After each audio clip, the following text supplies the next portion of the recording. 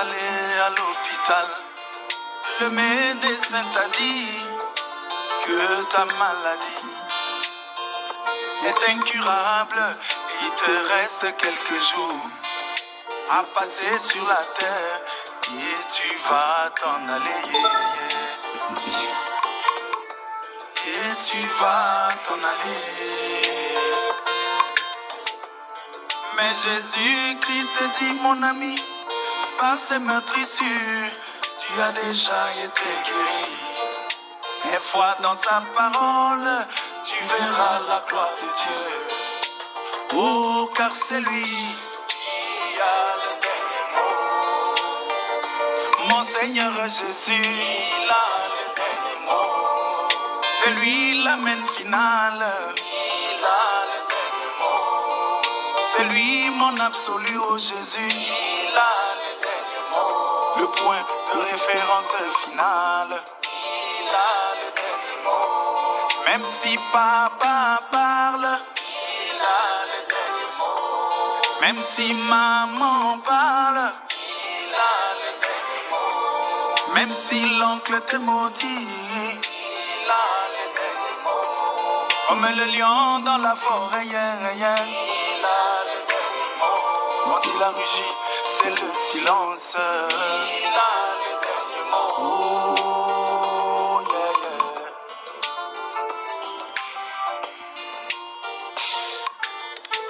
La femme à la perte de sang s'était dit en elle-même, si j'arrive à toucher Jésus, oh mon problème qui n'a que trop duré, trouvera certainement une solution, trouvera certainement son épilogue, car moi je sais qu'il a le dernier mot. Oh mon Jésus, il a le dernier mot. C'est lui le juge suprême. Il a le dernier mot. Au-dessus de lui, il n'y a personne. Il a le dernier mot. Voilà pourquoi il jura par lui-même. Il a le dernier mot. Et sa parole n'a pas de recours. Il a le dernier mot. Elle est sans appel. Il a le dernier mot. Oh, yeah.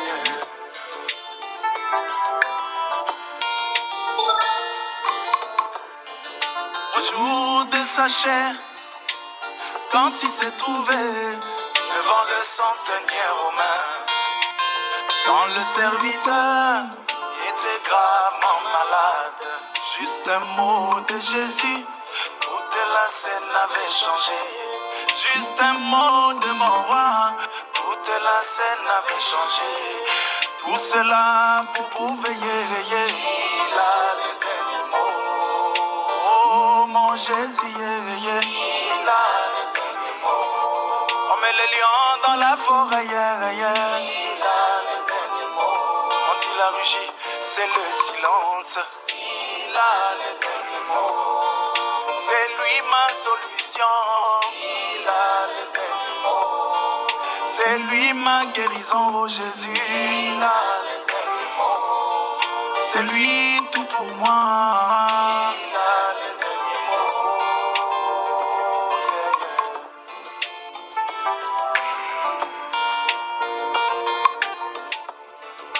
Alors qu'ils étaient tous dans la barque, une tempête s'éleva. Oh, les disciples étaient remplis de frayeur. Ils réveillèrent Jésus-Christ qui calma la tempête. Lui, le roi des esprits, qui calma la tempête. Tout cela pour prouver. Shalom, shalom. Que Dieu vous bénisse. Nous n'allons pas attendre beaucoup de personnes avant de commencer. Moi, je l'ai toujours dit dans mes lives. Ceux qui sont là à temps recevront la bonne nourriture solide. Et ceux qui viendront plus tard prendront les restes. De toutes les façons, ceux qui se lèvent les premiers sont toujours les premiers à être servis. Alors, aujourd'hui, nous parlerons encore de quelque chose de très important. Bonsoir, M-Shop. c.mshop. J'espère que tu vas bien. Et partager, liker, c'est très important. Partager et tapoter. Partager et tapoter. C'est très important. Ça ne vous coûte rien du tout. Aujourd'hui, nous parlerons de quelque chose qui apporte beaucoup qui apporte beaucoup de discrédit. Et je vais vous montrer quelque chose. C'est-à-dire, d'entrée de jeu, je vais vous prouver que beaucoup de religions que vous voyez là, la façade là, est toujours jolie. Ceux qui se vantent d'avoir des jolies religions, trop beaux à voir là, ne croyez pas que le vrai se trouve dans ce qui est joli. Ce qui brille souvent beaucoup là, souvent quand vous vérifiez là, ce n'est pas de l'or. Moi, j'ai fait cette expérience là. À chaque fois que quelque chose brille beaucoup, quand tu t'approches bien, tu découvres que c'est le poulet. Ça veut dire que c'est du faux. Souvent même, on veut te vendre de l'or, mais on prend quelque chose qui n'a pas le bronze, on met de l'or dessus. On plaque l'or dessus, on te vend. Maintenant, toi, tu vois l'apparence, tu es séduit. Ne soyez jamais séduit par les religions. Dès que quelqu'un vous parle de religion, fuyez-le. La religion n'est pas pour Dieu. Dieu n'a jamais donné une religion à un prophète. Vous pouvez fouiller, allez fouiller tous les livres de Dieu qui existent. Vous ne trouverez aucun livre de Dieu dans lequel vous verrez, non, voici la religion que j'ai donnée à tel, voici la religion que j'ai donnée à tel. Mais vous ne verrez jamais une affaire de religion qui sort de la bouche de Dieu concernant les hommes. Quelle est la religion que Dieu a donnée à Abraham pour les enfants d'Israël? Allez demander ça aux Juifs. Quelle est la religion que Dieu a donnée aux Juifs? Quelle est la religion? Le nom de cette religion, c'est quoi? Les Juifs eux-mêmes se sont accommodés aux lois et aux préceptes que Dieu et aux ordonnances que Dieu avait données. Et qu'est-ce que les Juifs ont fait? Ils ont tout simplement continué à suivre. Les Juifs ont suivi. Et après, les hommes eux-mêmes ont donné des noms qu'ils veulent. Les hommes peuvent donner les noms qu'ils veulent. Ce n'est pas parce qu'un homme donne le nom d'une religion. Bonsoir.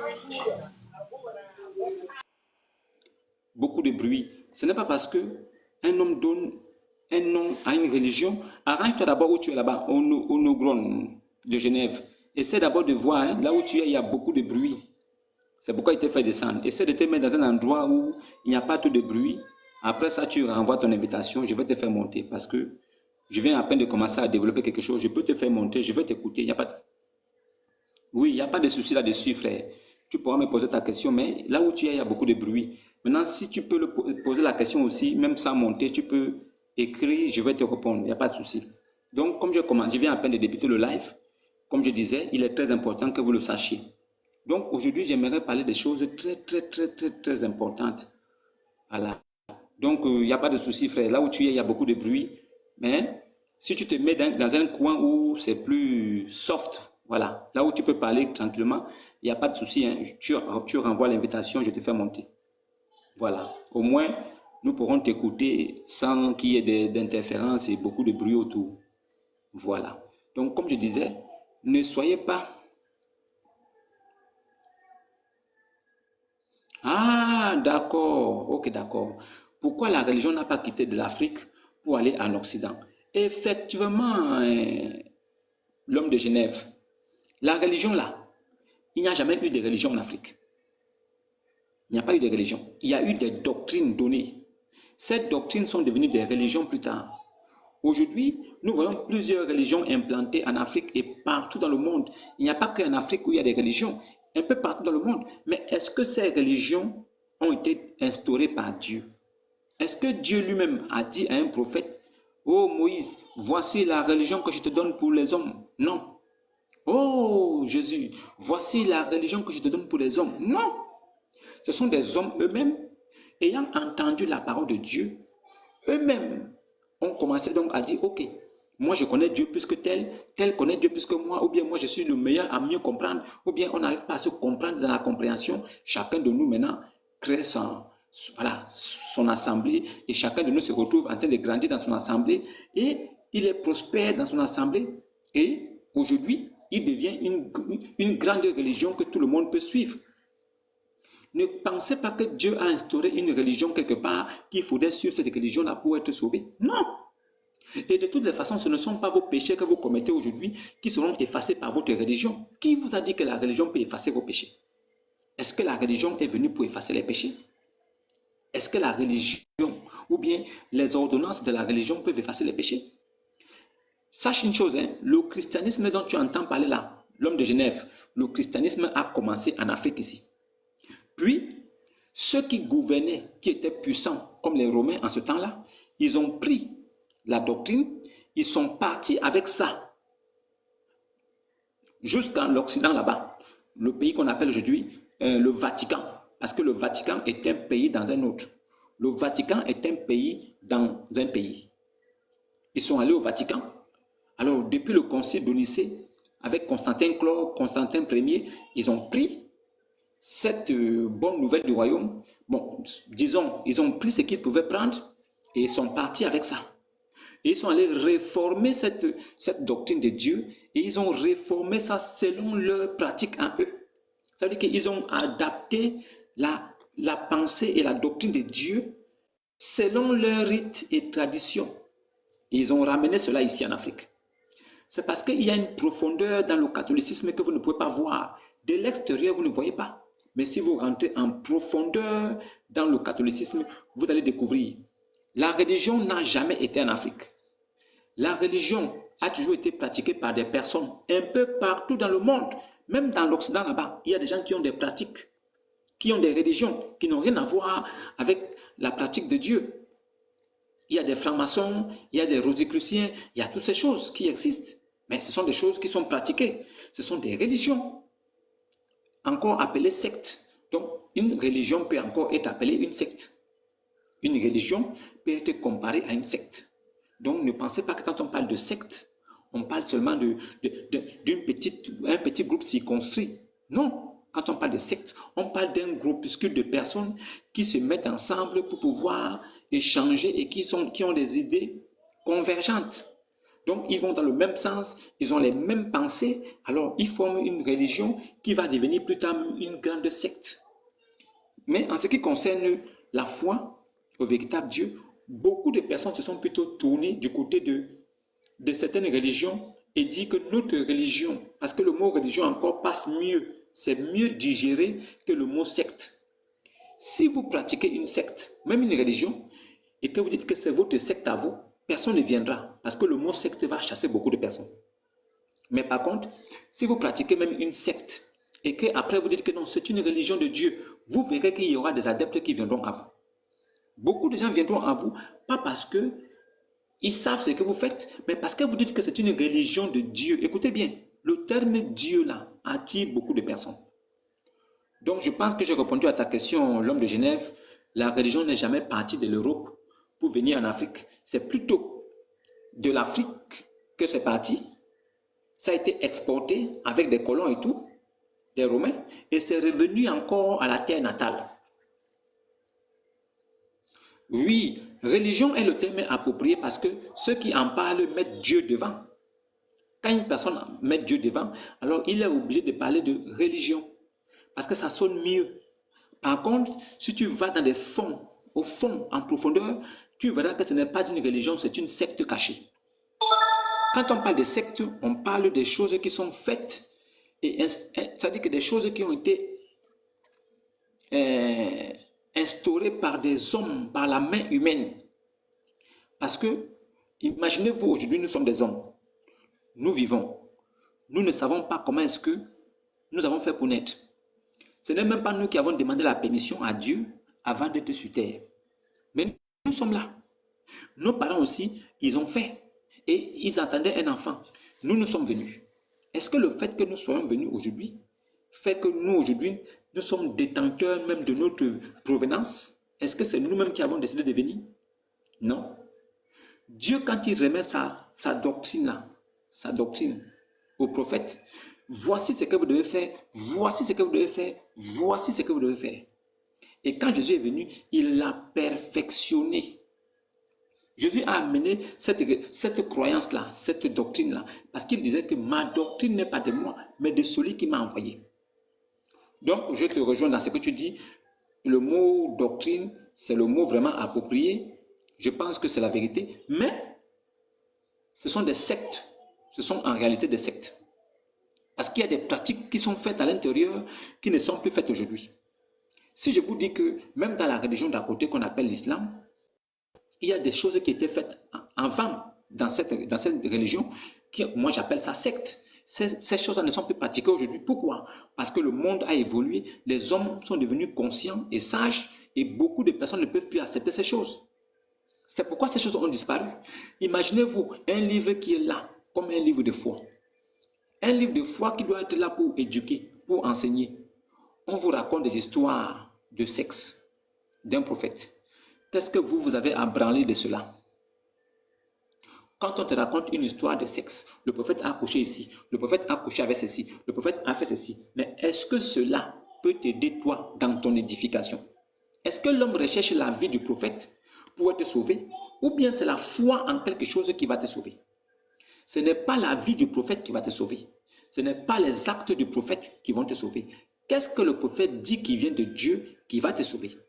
C'est ce qui vient de Dieu qui te sauvera. Parce que le prophète reste un homme comme toi et moi. Donc il peut aussi pécher, il peut commettre des erreurs. Maintenant, vous qui cherchez vraiment Dieu, Dieu fera tout pour se révéler à vous. Dieu fera tout pour se manifester à vous afin que vous sachiez comment son visage est. Il viendra à vous. Mais ceux qui ne cherchent pas Dieu, ceux qui pensent qu'ils pourront trouver Dieu par des actes ou bien par des comportements, laissez-moi vous dire ici que vous faites l'amalgame entre le péché et les préceptes. Le péché subsiste en l'homme. C'est Dieu lui-même qui a mis le péché dans l'homme. L'homme marche, le péché n'est jamais loin de lui. Ne croyez pas que le péché soit à 2 km de toi et que c'est toi qui dois marcher. Oh non, je dois éviter d'aller vers le péché. Ce n'est pas vous qui allez vers le péché, mais c'est le péché qui est en vous qui vous séduit.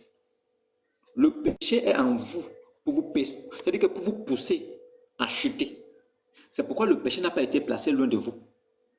Vous tous humains qui marchez sur la terre, le péché est proche de vous, dans votre chair. Vos désirs qui sortent de nulle part, ces désirs que vous ne pourriez contenir, ces désirs que vous ne pouvez contenir vous-même, ces désirs sortent de nulle part.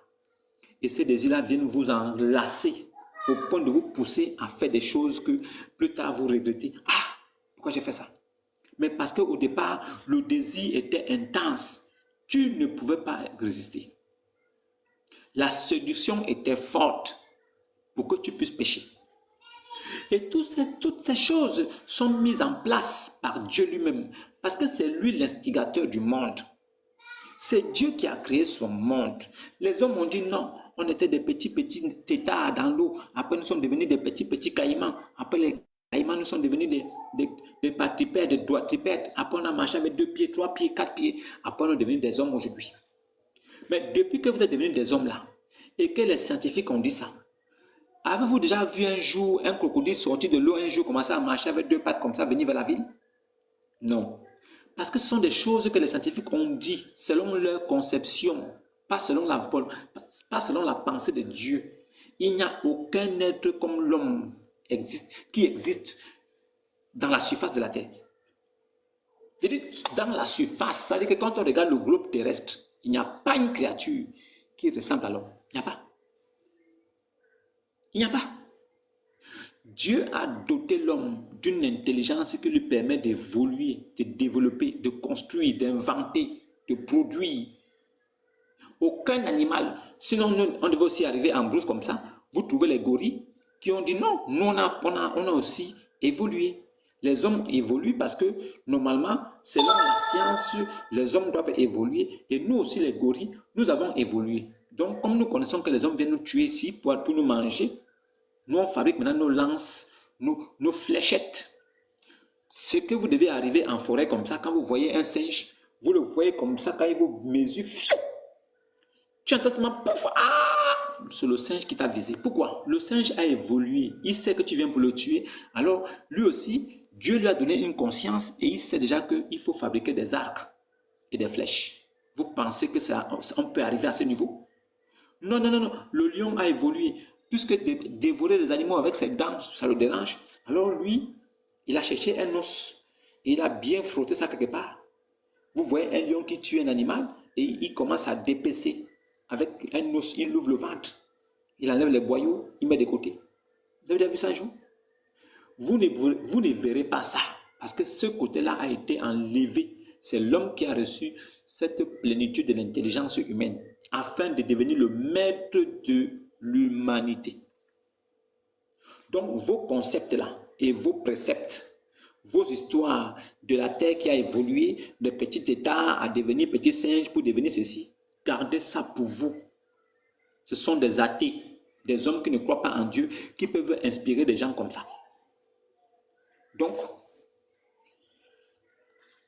aujourd'hui, nous parlerons de quelque chose de très pertinent. On va rentrer dans le but du sujet.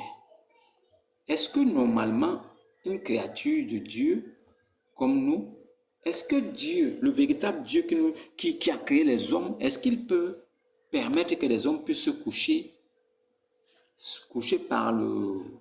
Est-ce que les hommes ont le droit de se coucher par le derrière? Est-ce qu'un homme a le droit d'être un woubi? Est-ce que l'homme a le droit d'être homosexuel dans la maison de Dieu?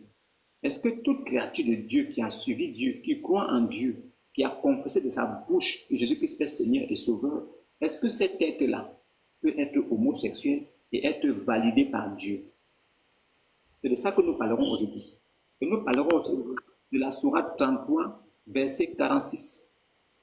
Nous parlerons de la sourate 33, verset 46. Et nous parlerons aussi du livre des masturbations concernant l'islam.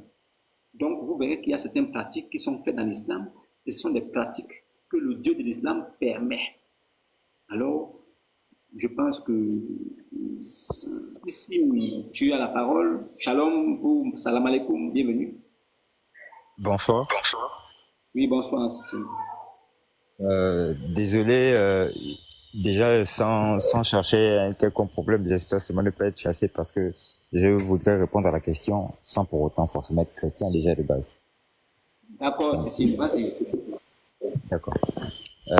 Selon moi et selon ce en quoi je crois, ce que je sais, un homme qui sort avec un autre homme, c'est déjà contre nature. Oui, toi d'abord, Victor, s'il te plaît.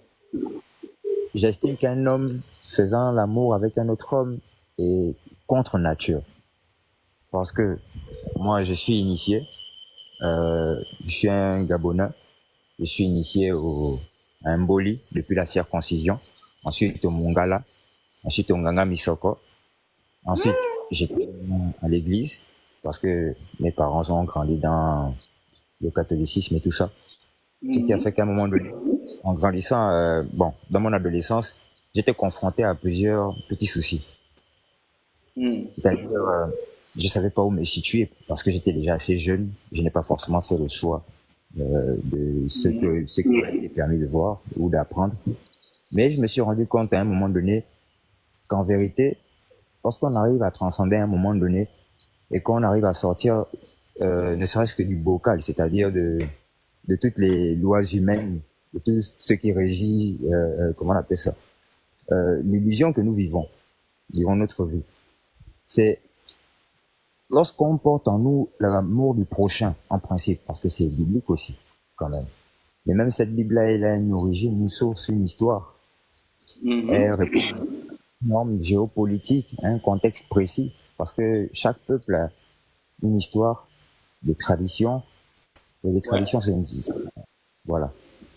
Donc, et selon ce en quoi je crois, lorsqu'on aime son prochain, déjà, il n'y a pas de division. Chacun est libre de croire en ce qu'il veut dès la minute où il a le respect et l'amour du prochain. Il ne s'agit pas d'abord aussi également d'un combat de rechercher les âmes des gens parce que l'âme appartient naturellement à Dieu.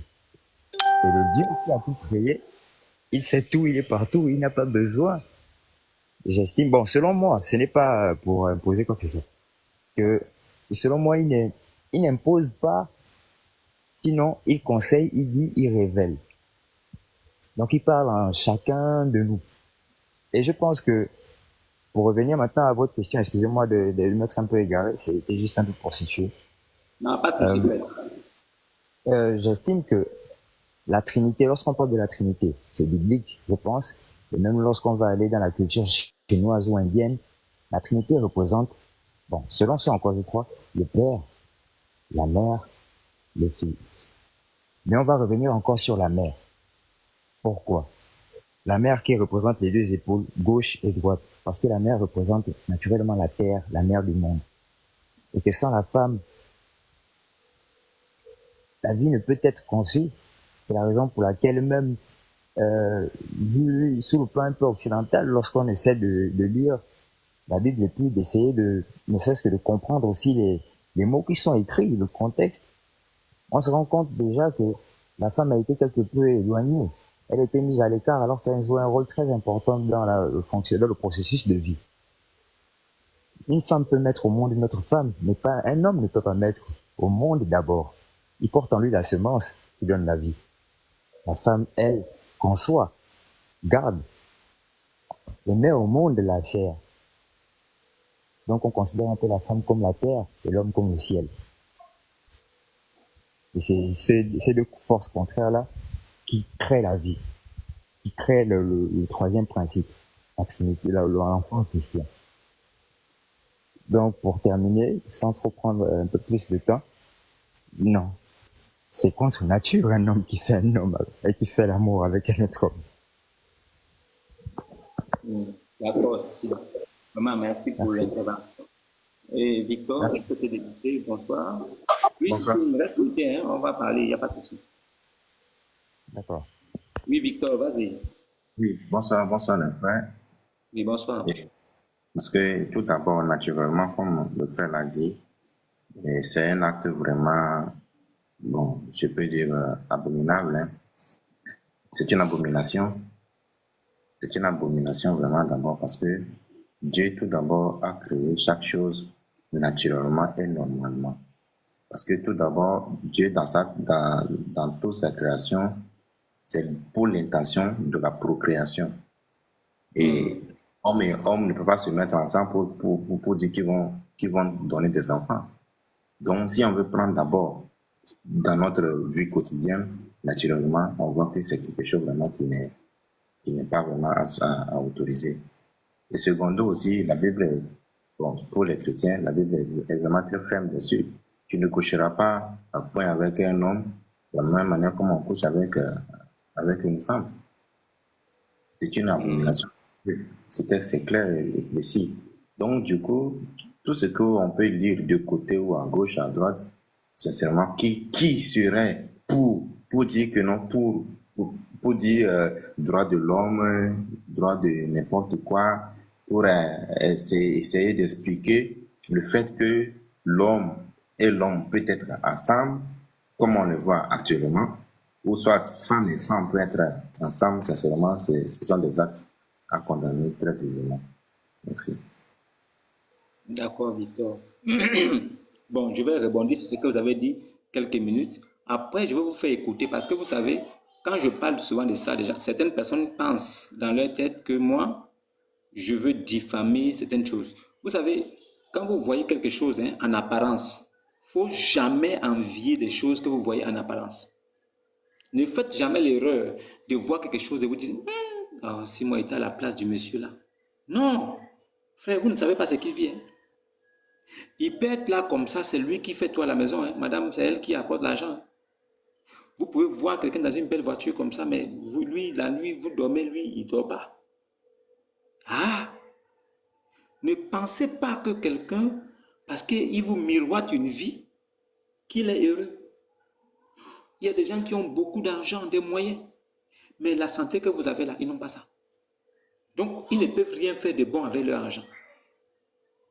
On peut vous dire que voici une belle religion, c'est joli. Et toi, tu vas suivre ça. Pourquoi? Parce qu'on te dit que non, chez nous, c'est l'éducation, chez nous, c'est la paix, chez nous, c'est ceci. Mais est-ce que tu allais voir de tes yeux pour te rassurer que c'est vraiment ce qu'on t'a dit là?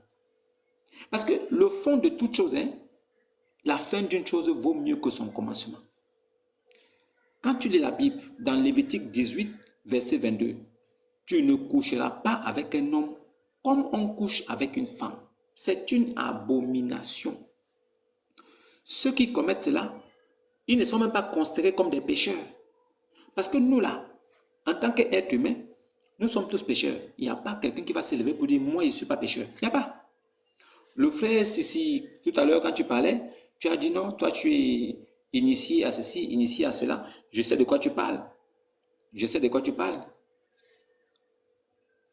Je sais de quoi tu parles parce que ces choses-là, je les connais. J'ai vu beaucoup de personnes se faire initier, tout ça. Sauf que moi, je n'ai pas voulu.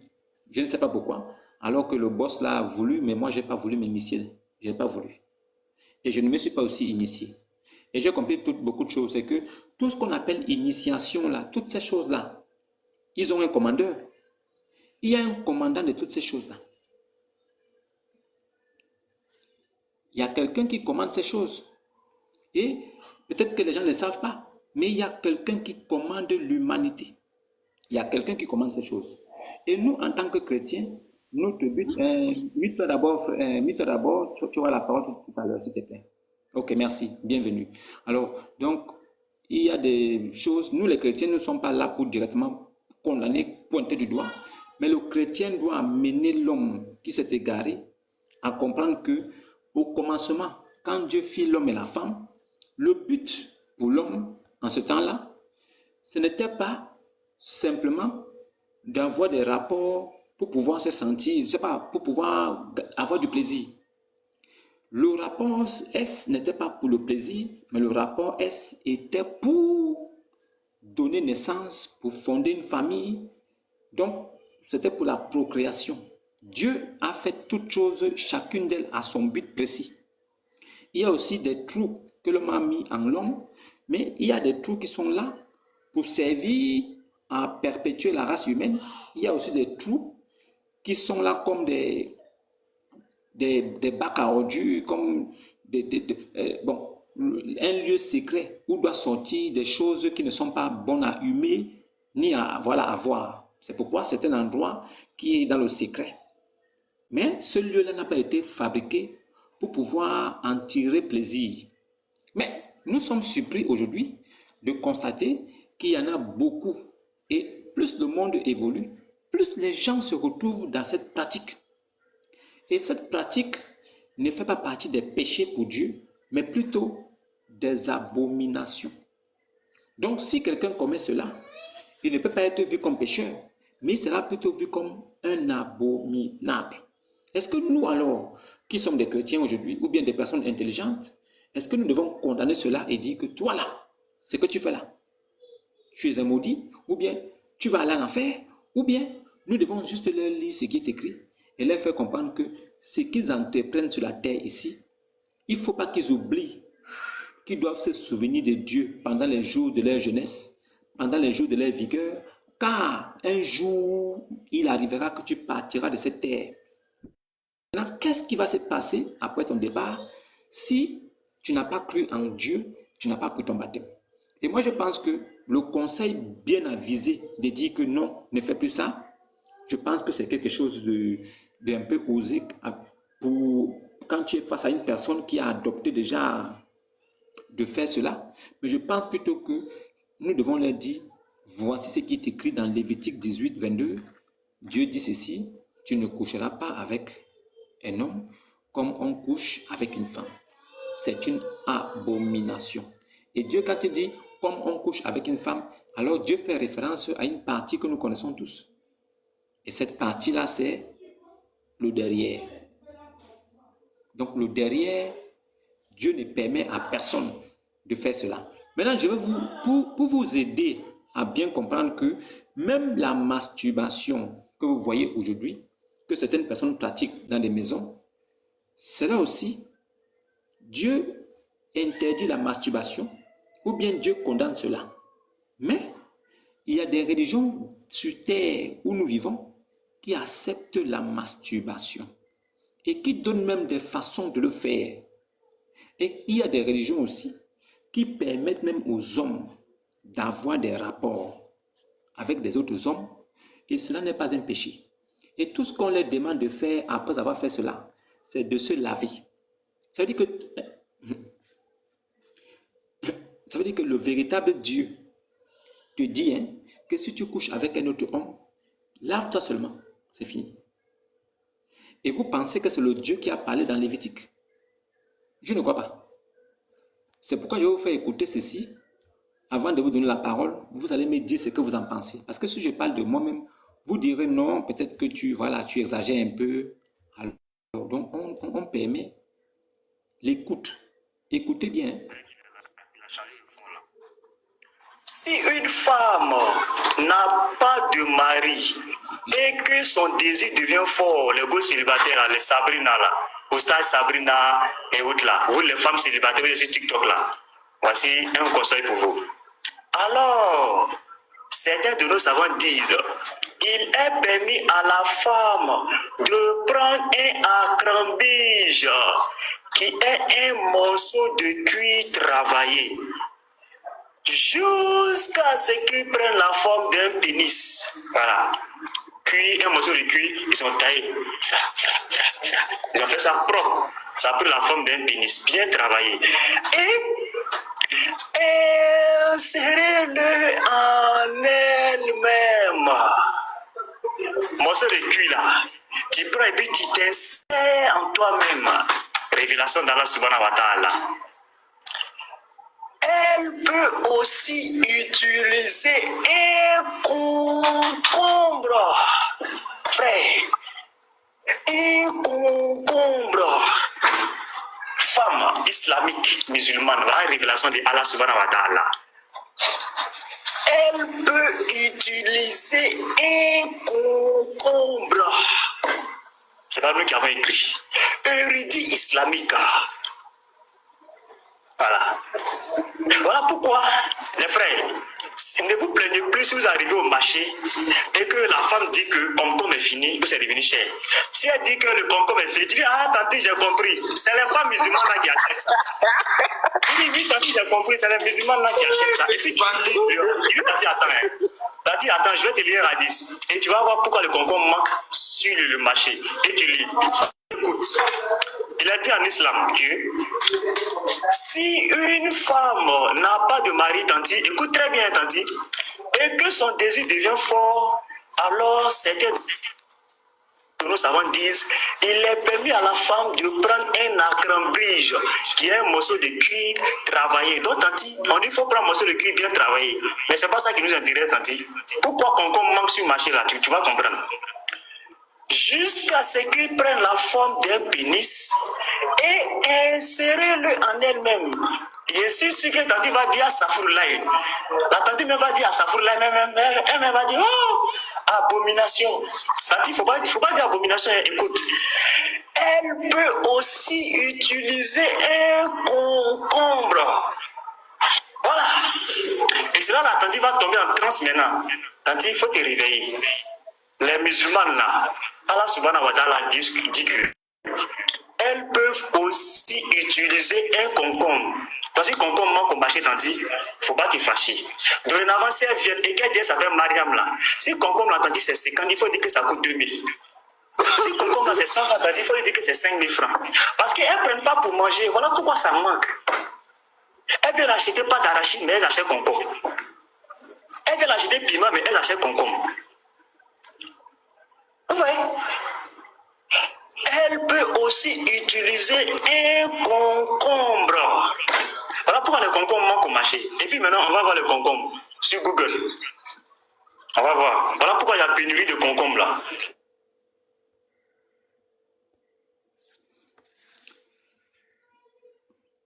Ça là, c'est ce qui concerne les femmes. Donc la religion musulmane, c'est-à-dire que dans les profondeurs, quand vous réussissez à découvrir ces choses, donc les femmes musulmanes ont le droit de se masturber. Elles ont le droit d'avoir des outils pour pouvoir elles-mêmes se faire ça. Ça, c'est ce qui concerne les femmes. Donc vous voyez qu'il y a des dieux. On vous dit que ce Dieu-là, le Dieu de l'islam, est le même Dieu que celui des... Je ne pense même pas que les dieux même de certaines traditions même peuvent accepter ça. Je ne crois pas. Je ne crois pas que si on va dans les traditions, vous allez trouver des dieux de ces religions-là qui disent que non, non, non, il faut faire de telles choses. Comment un dieu peut-il dire à la femme de prendre des concombres et de s'envoyer ça là-bas à l'intérieur? Ça là, c'est ce qui concerne seulement les femmes. Sissim, tu as la parole. Merci.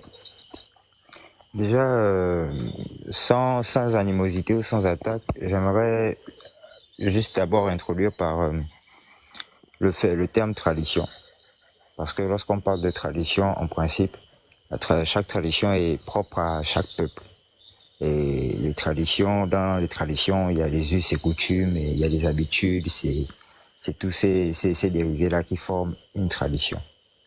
Et chaque peuple a sa tradition. Pour la maman là, non. Pour la masturbation, non. Ce n'est pas quelque chose qui est permis, en principe. Parce que, justement, lorsqu'on parle dans ma tradition, je vais dire ça comme ça, parce que s'il faut parler l'initiation, c'est savoir, apprendre à. Ce n'est pas juste dans le contexte parce qu'il y a des gens qui sont dans des sociétés secrètes, des sociétés discrètes. Moi, mon initiation était purement ça se transmet par rapport au lignage. Parce que je suis petit-fils d'un Nganga qui est le fils unique d'un autre Nganga qui a fondé mon village. Et vu que je suis resté le dernier, on va dire le dernier initié à la tradition, je suis un peu le gardien de ça. Donc j'apprends auprès de lui.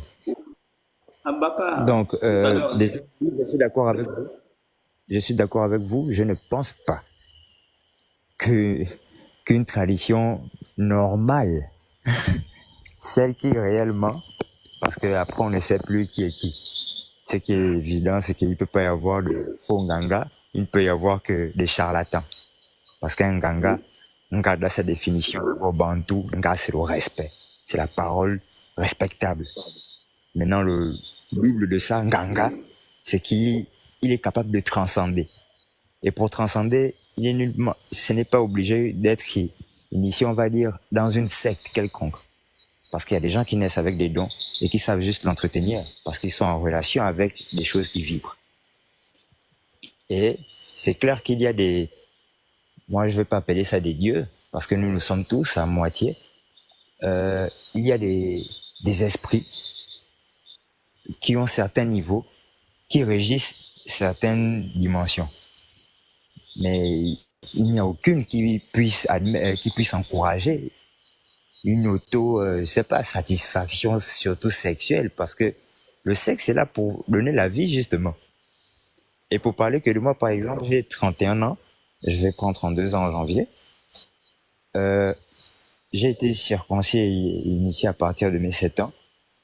Mais je suis resté, par exemple, puceau, par choix, malgré les influences liées à mon adolescence.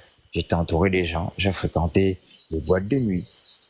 Jusqu'au jour où, moi-même, j'ai décidé de me dire, pas par rapport à mon père ou à ma mère, mon père qui est doctorant, ma mère qui travaille à la justice, de me dire, c'est bon, je ne veux plus cette vie-là. J'ai appris, je sais ce qui se passe, ce n'est pas forcément dans mon intérêt. Parce que j'estime que toute la vie, pour moi, c'est un apprentissage. On apprend, on fait des erreurs, nous sommes là pour ça. Voilà pourquoi je dis toujours que c'est le cœur qui justifie. Même une religion n'est même pas censée diviser. C'est le cœur qui justifie. On se voit, tu vois ton semblable, tu sais que c'est ton toi. Donc, tu ne peux pas donner la vie en te masturbant, en te donnant du sexe, en te donnant du plaisir toi-même. C'est insensé. C'est justement la destruction de la vie. Et tout ce qui détruit la vie est contre nature et Dieu n'est pas avec ça. Dieu n'encourage pas ça. Ce sont les esprits liés au bas astral, la négativité. C'est ça, là, ça. Parce que même les initiations ou certains pouvoirs que certains diabolisent en disant que c'est le vampire, c'est la sorcellerie, nous, on nous a appris à comprendre que la sorcellerie est comme une arme. L'arme, c'est le savoir. Et lorsque tu possèdes cette arme et que tu apprends à manipuler, tu expérimentes. En expérimentant, tu sais. Et en sachant autant pour moi, c'est ton cœur qui va décider de ce que tu vas faire de l'arme. Ou tu vas les braquer, ou tu vas l'utiliser que pour te défendre. C'est comme lorsqu'un chrétien prie et envoie le feu quelque part. En principe, s'il envoie le feu, c'est pour se défendre, pas pour attaquer. Parce que c'est là aussi souvent où même certaines personnes, par exemple, j'ai des voisins, lorsqu'ils prient tous les soirs, ils sont toujours en position d'attaque, même lorsque personne n'a rien fait. Parfois, il est souvent même bien juste de ne même pas penser à quelque que ce soit. De prier pour qu'on protège la maison, pour qu'on protège les proches, pour qu'on protège les autres, pour qu'on protège même son ennemi. Et on dort tranquillement sans idée de guerre. Parce que ce qui est évident, c'est que toi, tu ne cherches pas les problèmes, mais ton Dieu ne peut pas permettre que quelqu'un te cherche les problèmes. Parce que tu n'ouvres aucune porte qui puisse permettre à ceux que quelque chose de mauvais vienne s'installer. Sinon, ce serait injuste. Et si c'est injuste, ton Dieu qui te protège, avec qui tu es connecté, ne peut pas permettre ça. Et si ceux qui ont quand même un peu, qui sont dotés de bon sens, ne peuvent pas pratiquer c'est pas la masturbation, ou lorsque tu sais déjà, lorsque tu es ignorant, d'accord. Lorsque c'est fait sciemment, c'est autre chose. Ou tu es possédé par quelque chose, ou c'est le suivisme, ou ça ne va pas. Parce que si tu es conscient et que tu pratiques ça, non, ça ne va pas. C'était ce que j'avais à dire. D'accord, c'est bon. On va passer la parole à Abaka. Abaka, Bonsoir. la parole est faite. Bonsoir. Excusez-moi, je ne voulais pas vous interrompre. Hmm. Tu as là. Oh, il a reçu un coup de fil. Oui, Abaka vient. Voilà. Oui, je suis là. J'ai dit, je suis Oui, tombé Abaka. sur là et je vous ai entendu parler disant que l'islam autorise les femmes à se masturber. Est-ce que vous avez les preuves pour ça? Écoutons ensemble, hein? Écoutons-nous ensemble. Ouais. Elle a dit, prends-le et insérez-le en elle-même. Voici le concombre en question. Révélation de Allah subhanahu wa ta'ala. Excusez-moi. s'il vous plaît. C'est comme à la Léonce. Il faut s'isoler avec. Voilà, il faut t'isoler. Ouais. Il dit, et insérez-le en elle-même. Elle peut aussi utiliser un concombre. Ouais.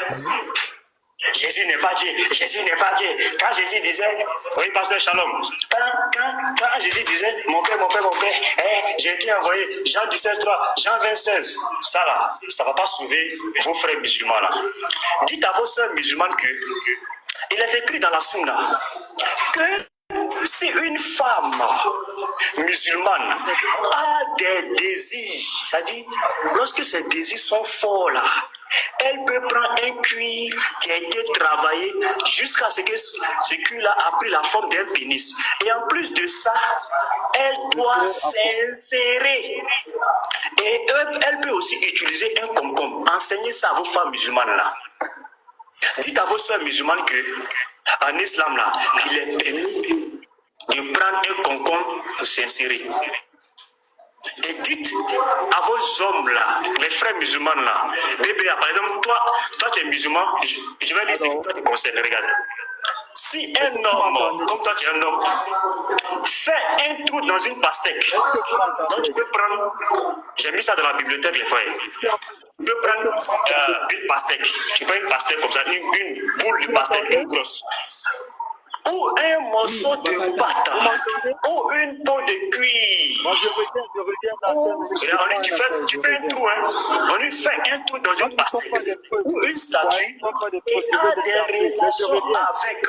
Alors, c'est la même chose que ce que nous avons dit à propos d'autres types de masturbation.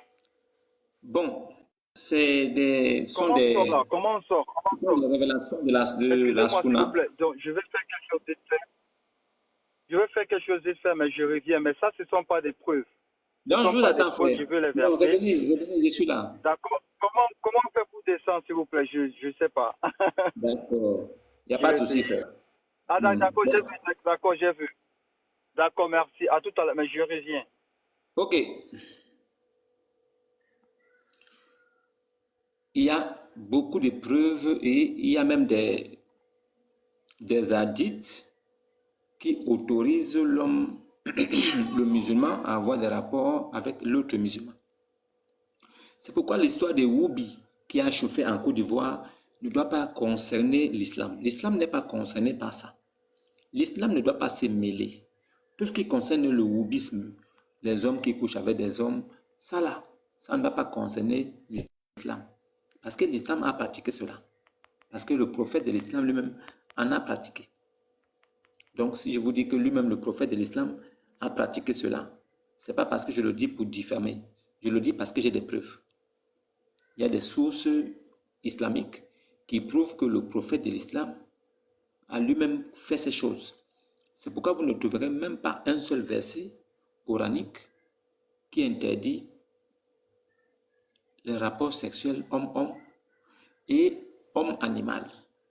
Si vous entrez dans Lévitique, vous trouverez des versets qui disent que tu ne coucheras pas avec une bête pour te souiller avec elle.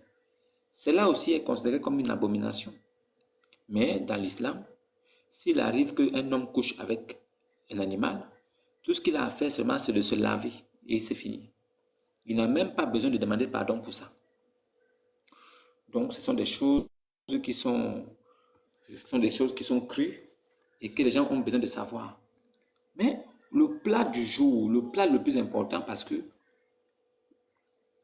ce live concerne la sourate 33, verset 46. C'est très important. La sourate 33, verset 46. Quand on parle de la sourate qui avait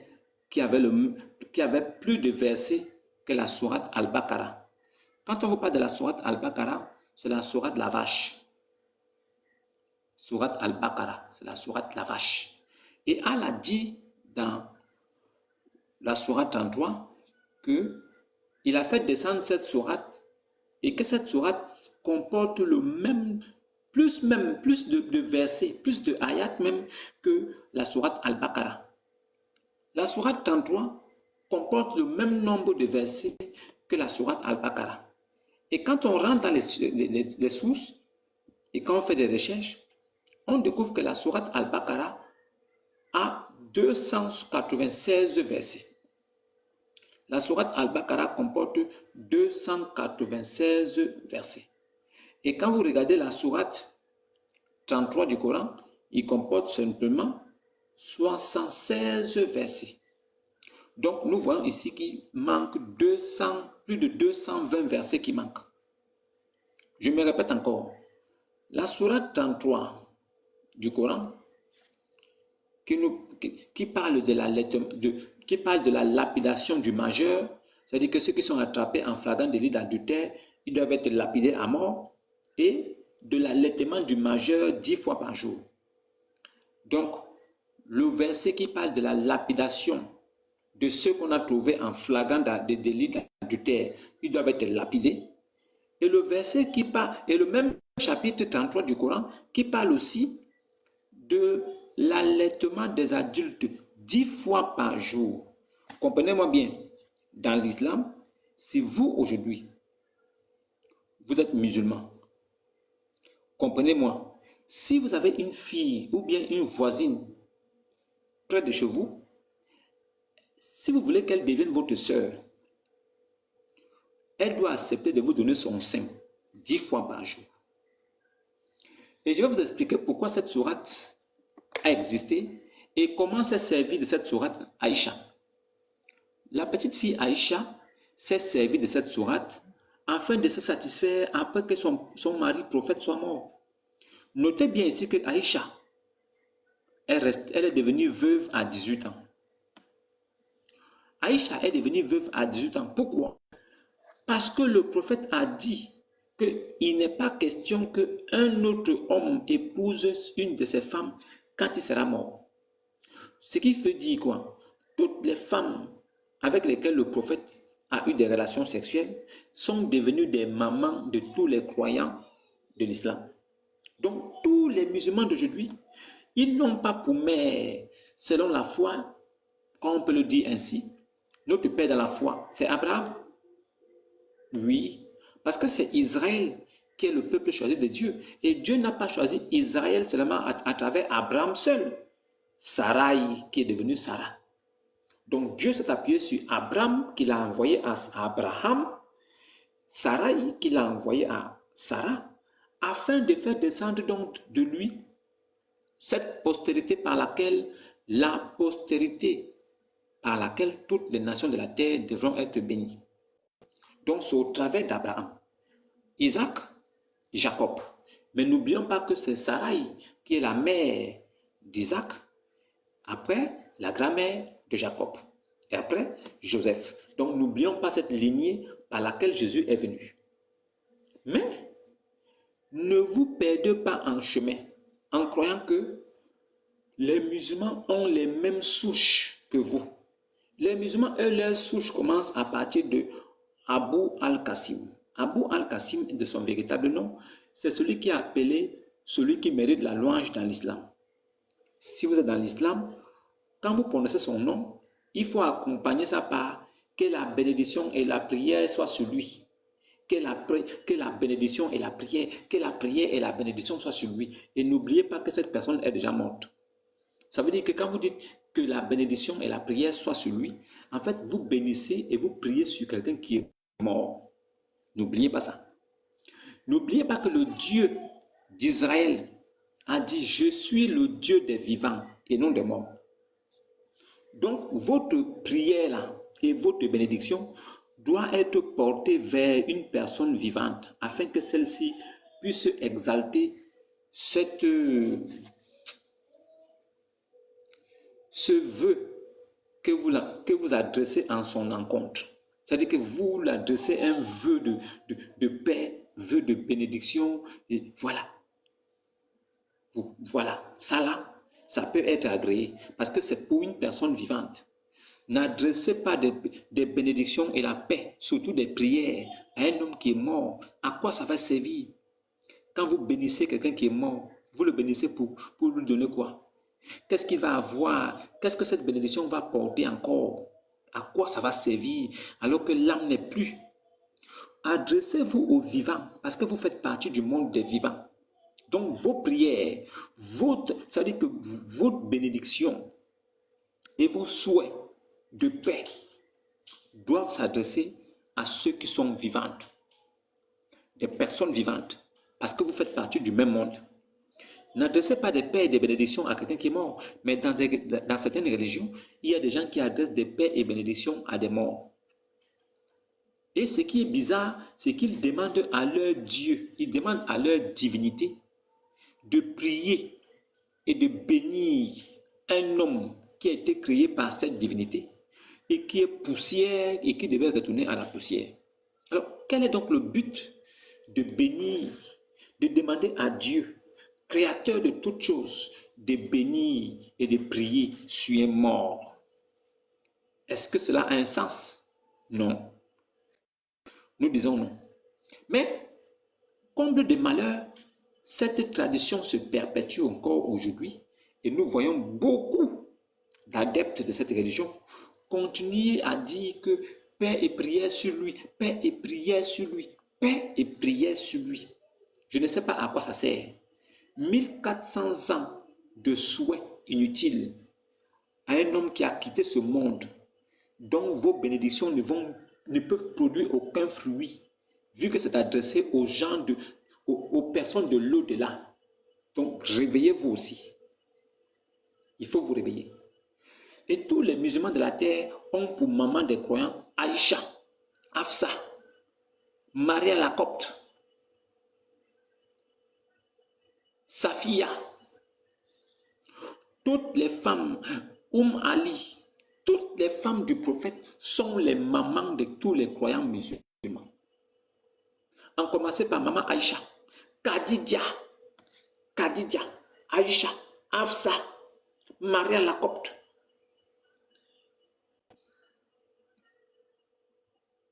Zainab, Safia, voilà 6 que j'ai cités. Ça, c'est 6 que j'ai seulement cités. Apparemment, il doit y avoir encore 5 ou 7, parce qu'il avait 13, en gros, 13. Donc, vous comprenez que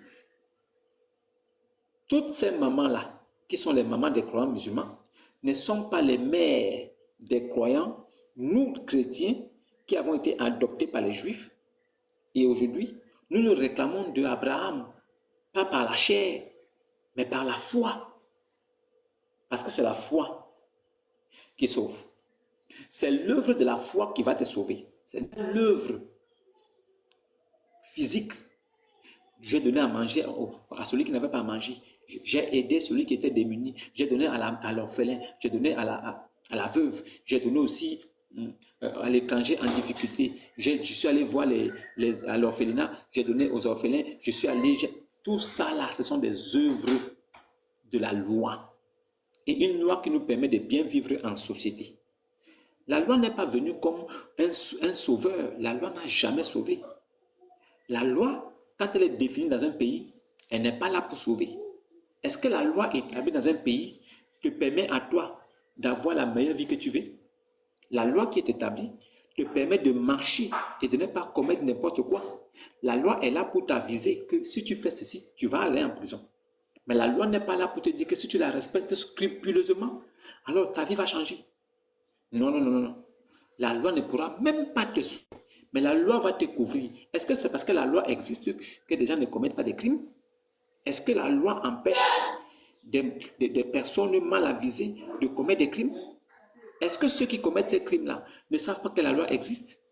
Ils savent que la loi existe. Si la loi était elle seule capable de couvrir toutes choses et d'empêcher l'homme de pécher, alors à quoi donc aurait servi la grâce et la vérité? La loi était donc comme un pédagogue pour nous éduquer, nous édifier, pour nous conduire à Jésus. Parce que la loi en elle-même ne peut pas te sauver, mais il faille que la grâce s'accompagne de cela. La grâce ne vient pas pour voir les bonnes œuvres que tu as faites, mais la loi vient pour te sauver par la croyance. On dit, Abraham crut en Dieu et cela lui fut imputé à justice. Qu'est-ce que cela signifie? Abraham a cru en Dieu et c'est cela qui l'a justifié. Ce n'est pas parce qu'Abraham a bien marché qu'Abraham a été justifié. Non, non, non. Ce n'est pas parce qu'Abraham était un gars correct qu'il a été justifié. Non.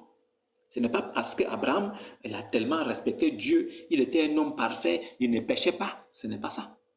Si on peut énumérer 2 péchés d'Abraham ici, vous allez voir que je dis la vérité. La Bible n'a pas caché les péchés d'Abraham. Abraham a été, première fois, il a été mécréant à la parole de Dieu. Quand Dieu lui a dit, quand il avait 100 ans, que ta femme, sûrement, ta femme Sarai, t'enfantera un fils en cette même époque de l'année prochaine, Abraham tomba sur sa face et rit. Il dit en son cœur, naîtra-t-il un enfant d'un vieux de 100 ans? Et ma femme Sarai, 90 ans, qui est déjà séchée là, elle n'a pas encore produit une vie. Il dit que Ishmaël vive devant ta face. Il demande à Dieu maintenant que pardon, que Ishmaël vive devant ta face. Et quand il dit ça, Ishmaël a peut-être 11 ans ou 12 ans. Donc il dit ça parce qu'il a eu Ishmaël quand il avait presque 88 ans à 90 ans. Et lui, il le dit parce que pour lui, quand il se voit, il sent que c'est impossible. C'est impossible qu'il puisse avoir un enfant. Mais le Dieu de l'impossibilité, c'est le Dieu d'Abraham. Ce Dieu qui rend ce qui est impossible possible. Alors, il a sémé la vie en Sarah. Cette Sarah qui était desséchée déjà, vieille, qu'on avait déjà insultée partout. Cette femme dont les gens se sont moqués. Si Abraham voulait faire un enfant avec Sarah, si Abraham voulait vraiment une progéniture, il aurait pris une autre femme depuis, quand il avait 40 ans, 50 ans. Il a aimé Sarai au point où il ne s'est jamais détourné d'elle. Quelles qu'en soient les difficultés qu'il y avait, il n'a pas regardé que celle-là, elle est stérile, je m'en vais chercher une autre femme. Oui! Abraham n'a pas regardé tout ça. Abraham avait compris quelque chose. Il a dit à Dieu, me voici, je m'en vais sans enfant. Et mon héritier là, c'est Eliezer, c'est lui qui est dans ma maison. Donc Abraham, ça veut dire qu'il souffrait dans son cœur de ne pas avoir de postérité, mais il respectait, il craignait Dieu. Il restait donc correct devant Dieu. C'est sa femme Sarai se sentant trop mal de voir son époux sans enfant, qu'il a dit, ok, pour te donner un peu de bonheur et de sourire, je vais prendre ma servante, je vais te la donner pour femme. Je ne te la donne pas pour épouse, mais je te la donne pour femme. Pourquoi le terme femme est utilisé? Parce que sa servante était déjà mature. Et quand une femme, une fille devient mature, on dit qu'elle est une femme. On ne dit pas qu'elle est une femme parce qu'elle est épouse. On dit femme par rapport à la maturité. Ça veut dire qu'elle est déjà nubile, elle est déjà menstruée, elle est déjà mature, prête à avoir même des rapports S et à les supporter. Donc, Sarah, donc, elle a essayé de se rattraper en donnant sa servante. Et cela même l'a encore causé préjudice parce que le fait d'avoir donné sa servante à Abraham, cette même servante encore s'est moquée d'elle et elle est devenue comme un jouet à ses yeux du fait qu'elle couchait déjà avec l'époux de Sarah. Et Sarah elle a prévenu son mari. Elle a dit, mais voici ce qu'elle me fait. Je dis que ce qu'elle me fait là, ça va retomber sur toi. Et Abraham n'a pas toléré. Il a pris Agar, il a déposé entre les pieds de Sarah. Il a dit, voici ta servante, agis comme bon te plaira. Et Sarah la maltraita jusqu'à ce qu'elle a fui au désert. Donc, et quand elle fuit, l'ange de l'Éternel la rattrape, puisqu'elle porte la sémence d'Abraham. Où t'enfuis-tu, servante de Sarai? L'ange de l'Éternel, c'est Dieu dans une forme angélique. Il était capable de dire à Agar, Agar, où t'enfuis-tu? Deuxième ou seconde épouse d'Abraham. Où t'enfuis-tu, épouse d'Abraham? Mais il a dit servante. Ça veut dire que même ayant eu des rapports avec Abraham, étant tombée enceinte de ce dernier, Dieu n'a pas vu ça comme un mariage. Mais il a dit servante. Parce que quoi qu'il arrive, même après le rapport sexuel, tu restes toujours la servante. Parce que tu l'étais au départ, tu restes servante. Ça n'a pas changé pour Dieu. Parce que cela n'était même pas considéré comme une procédure normale. Parce que la procédure normale, ce n'est pas une femme qui donne une esclave à un homme. Non, c'est la famille de la femme qui reçoit l'époux. C'est l'époux qui vient prendre la fille dans les mains des parents de la fille et il couche avec elle. Et c'est après cela qu'il la prend pour femme et il paye sa dot. Mais en ce qui concerne Agar, Abraham n'est jamais allé vers les parents de Agar. Il n'a jamais payé sa dot après l'acte sexuel, parce que l'acte sexuel, c'est ça qu'on appelle l'effusion de sang qui constitue l'alliance, donc le mariage. Donc, à ce terme-là, on appelle ça concubinage. Dieu l'a appelée concubine. Elle était donc une concubine, comme Ketura aussi a été concubine après la mort de Sarah. Tout simplement. Donc, nous comprenons par là que Abraham, lui là, ce n'est pas les œuvres qu'il a bien marché. Il a menti à Pharaon. Il a dit à Pharaon que c'est ma soeur, alors qu'il sortait déjà avec elle. Oui, il a dit c'est ma soeur. Et quand on lui a demandé pourquoi tu as fait ça, il a dit non. J'ai menti parce que j'ai eu peur pour ma vie. Abraham, qui parlait avec Dieu, qui était conduit par l'Esprit de Dieu, mais il est arrivé devant Pharaon, il a menti. Il savait qu'il n'était pas seul. Il savait que le véritable Dieu l'accompagnait. Il pouvait simplement regarder au ciel et Dieu devait comprendre ce qu'il pense dans son cœur. Mais il a menti de lui-même. Hey, c'est ma soeur. Tu suis? Oui, c'est ma soeur. Oh. Il dit non. Comme Abraham était belle de figure, il a eu peur que le pharaon va le tuer. Dès qu'il va savoir que c'est lui le mari, alors le pharaon va le tuer pour garder sa femme pour lui. Mais ce n'était pas ça le plan. Dieu n'a jamais intervenu pour ça. Jusqu'à ce que Pharaon se préparait maintenant à consommer Sarah. C'est là où Dieu maintenant intervient pour dire, hey, si tu touches cette femme-là, elle est la femme de mon serviteur, je vais finir avec toi. Oui. Bon, je ne me rappelle pas trop du nom de ce pharaon-là, de cette époque-là, l'époque d'Abraham. Je ne connais pas son nom. C'est pourquoi je préfère dire pharaon. Donc, le pharaon qui vivait donc à l'époque d'Abraham, le moment où il était allé en Égypte. Donc, c'est ce pharaon-là. Ce nom-là m'a échappé. Donc, pour ne pas donner un nom comme ça au hasard, je préfère dire pharaon. Et tous ceux qui connaissent la Bible, la Genèse, savent bien que Abraham était allé là-bas et qu'il avait menti en disant que sa propre femme était sa sœur. C'est vrai qu'elle est sa sœur parce qu'ils sont de même père, mais pas de même mère. Parce qu'à cette époque-là, Dieu permettait aux frères et sœurs de se marier. Mais sauf que le fait qu'il y ait eu des rapports entre eux et il a pris pour épouse, ce n'était plus sa sœur, c'était maintenant sa femme. Donc il a menti. Donc vous voyez que Dieu peut mentir, non, mais un homme peut mentir.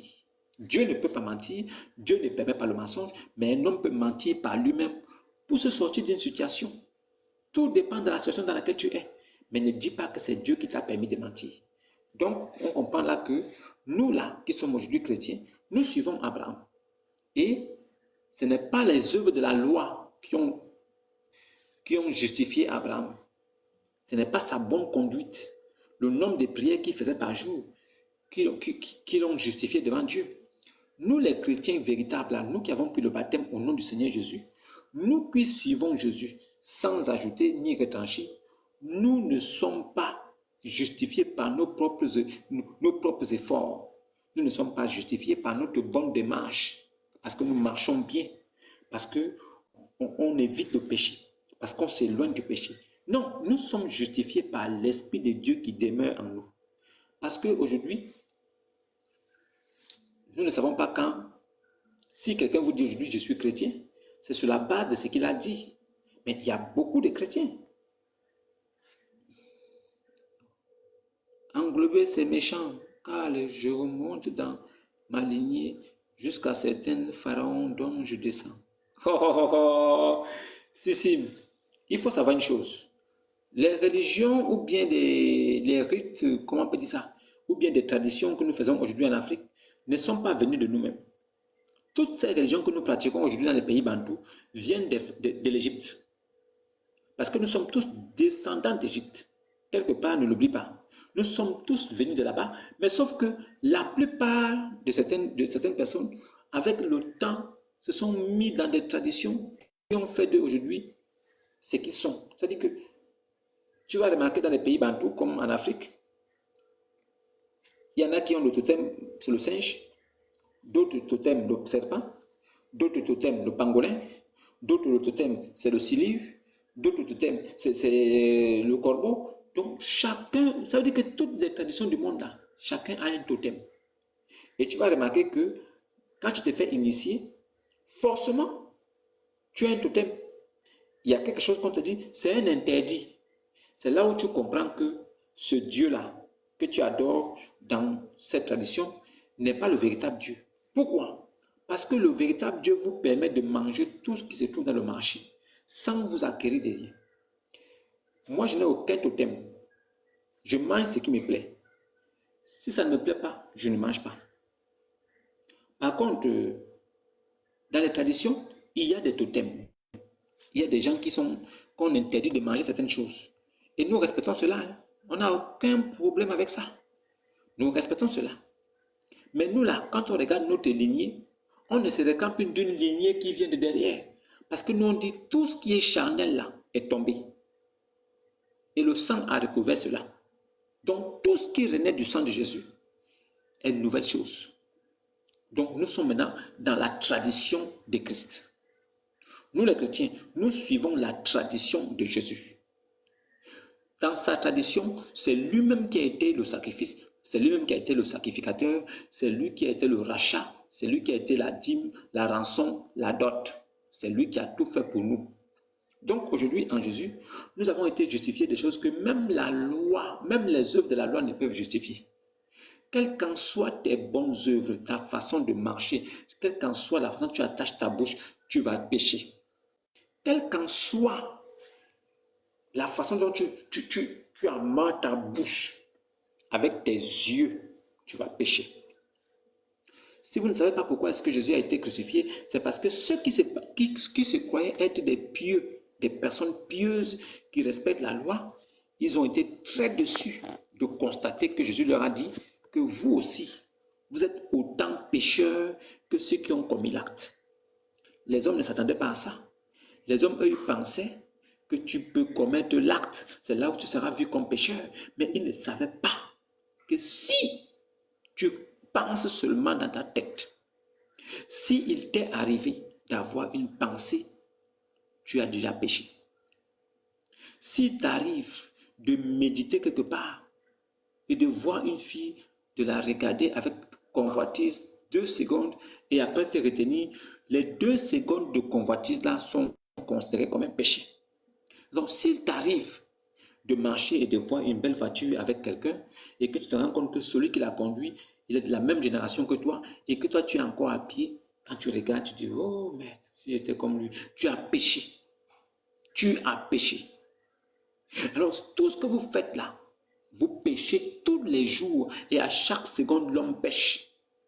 Les pensées des hommes ne sont pas connues des hommes. C'est-à-dire que moi là, mes pensées ne sont pas connues de vous, mais je peux pécher même dans mes pensées. Et tu peux te retrouver en train de pécher 4 fois, 5 fois en moins d'une heure seulement dans ta pensée. Bon, maintenant, quand toi tu te retrouves dans une telle position, quand toi tu te retrouves dans une telle position, alors qu'est-ce que tu dis? Tu pêches.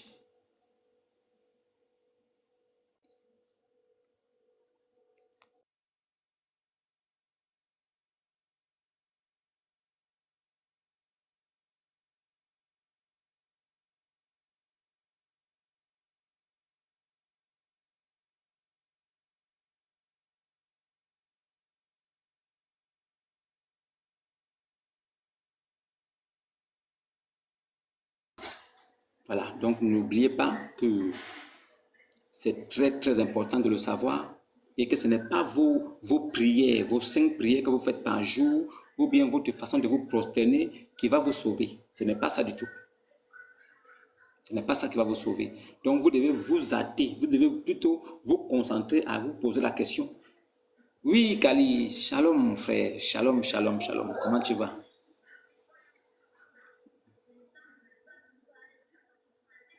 Exactement, Kali. Exactement. Parce que beaucoup de personnes ne le savent pas. Dans cette position, il y a beaucoup de personnes qui pêchent seulement dans la pensée. Beaucoup de personnes pensent qu'ils peuvent pécher parce qu'ils ont commis l'acte. Non. Des personnes peuvent pécher même seulement sans avoir commis l'acte. Des personnes peuvent pécher.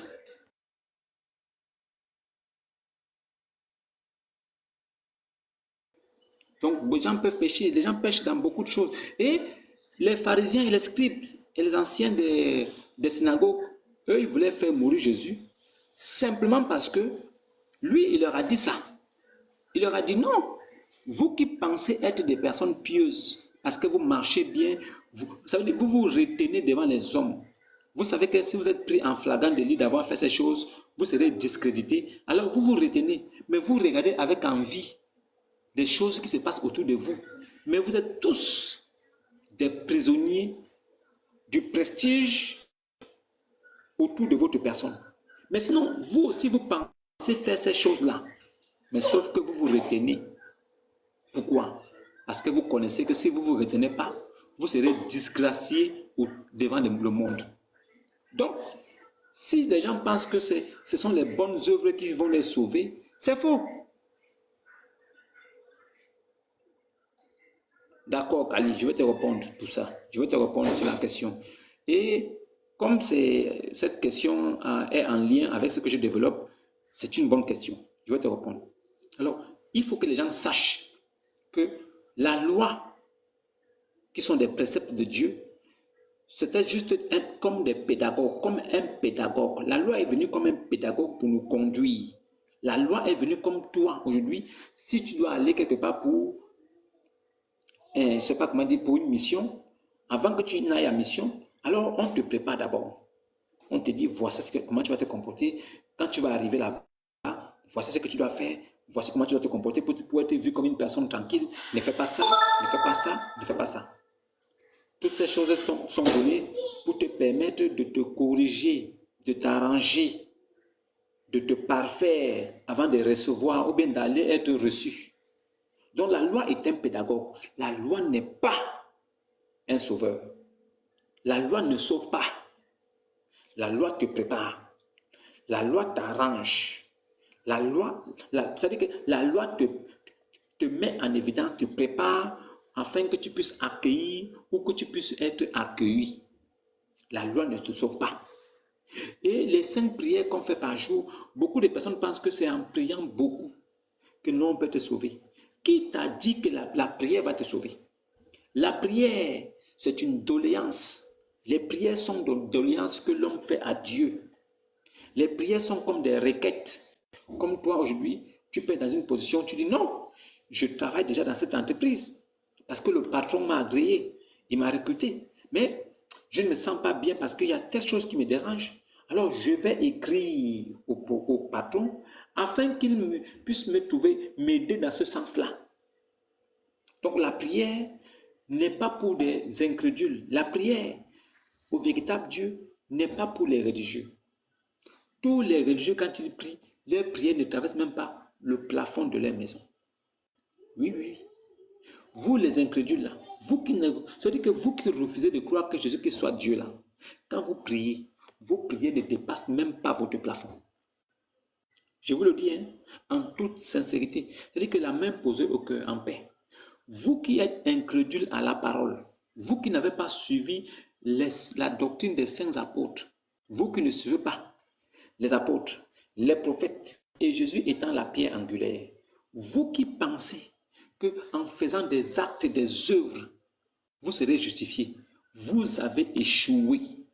Mais heureusement que vous avez échoué et vous êtes encore vivant. C'est-à-dire que vous avez échoué et vous avez compris de votre vivant. C'est-à-dire que vous avez une chance extraordinaire, que vous avez échoué. Bon, que vous ayez échoué, mais que Dieu vous donne la possibilité de vous rattraper pendant que vous vivez.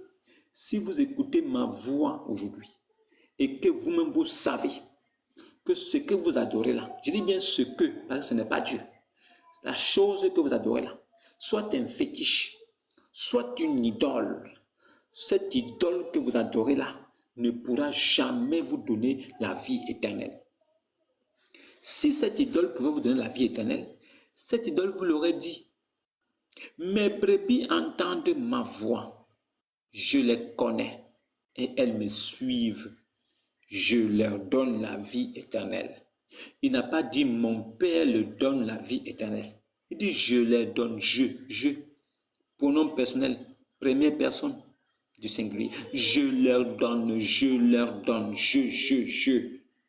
Il n'a pas dit mon Père leur donne. Mon Père qui m'a envoyé. Le musulman qui va prendre encore dans un débat avec moi.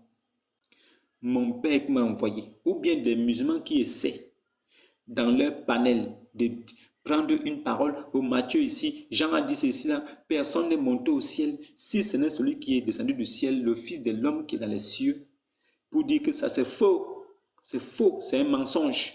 Celui qui traite ça de mensonge, je vous le dis, c'est-à-dire que je n'ai aucun problème avec vous en particulier, mais je vous annonce votre sentence.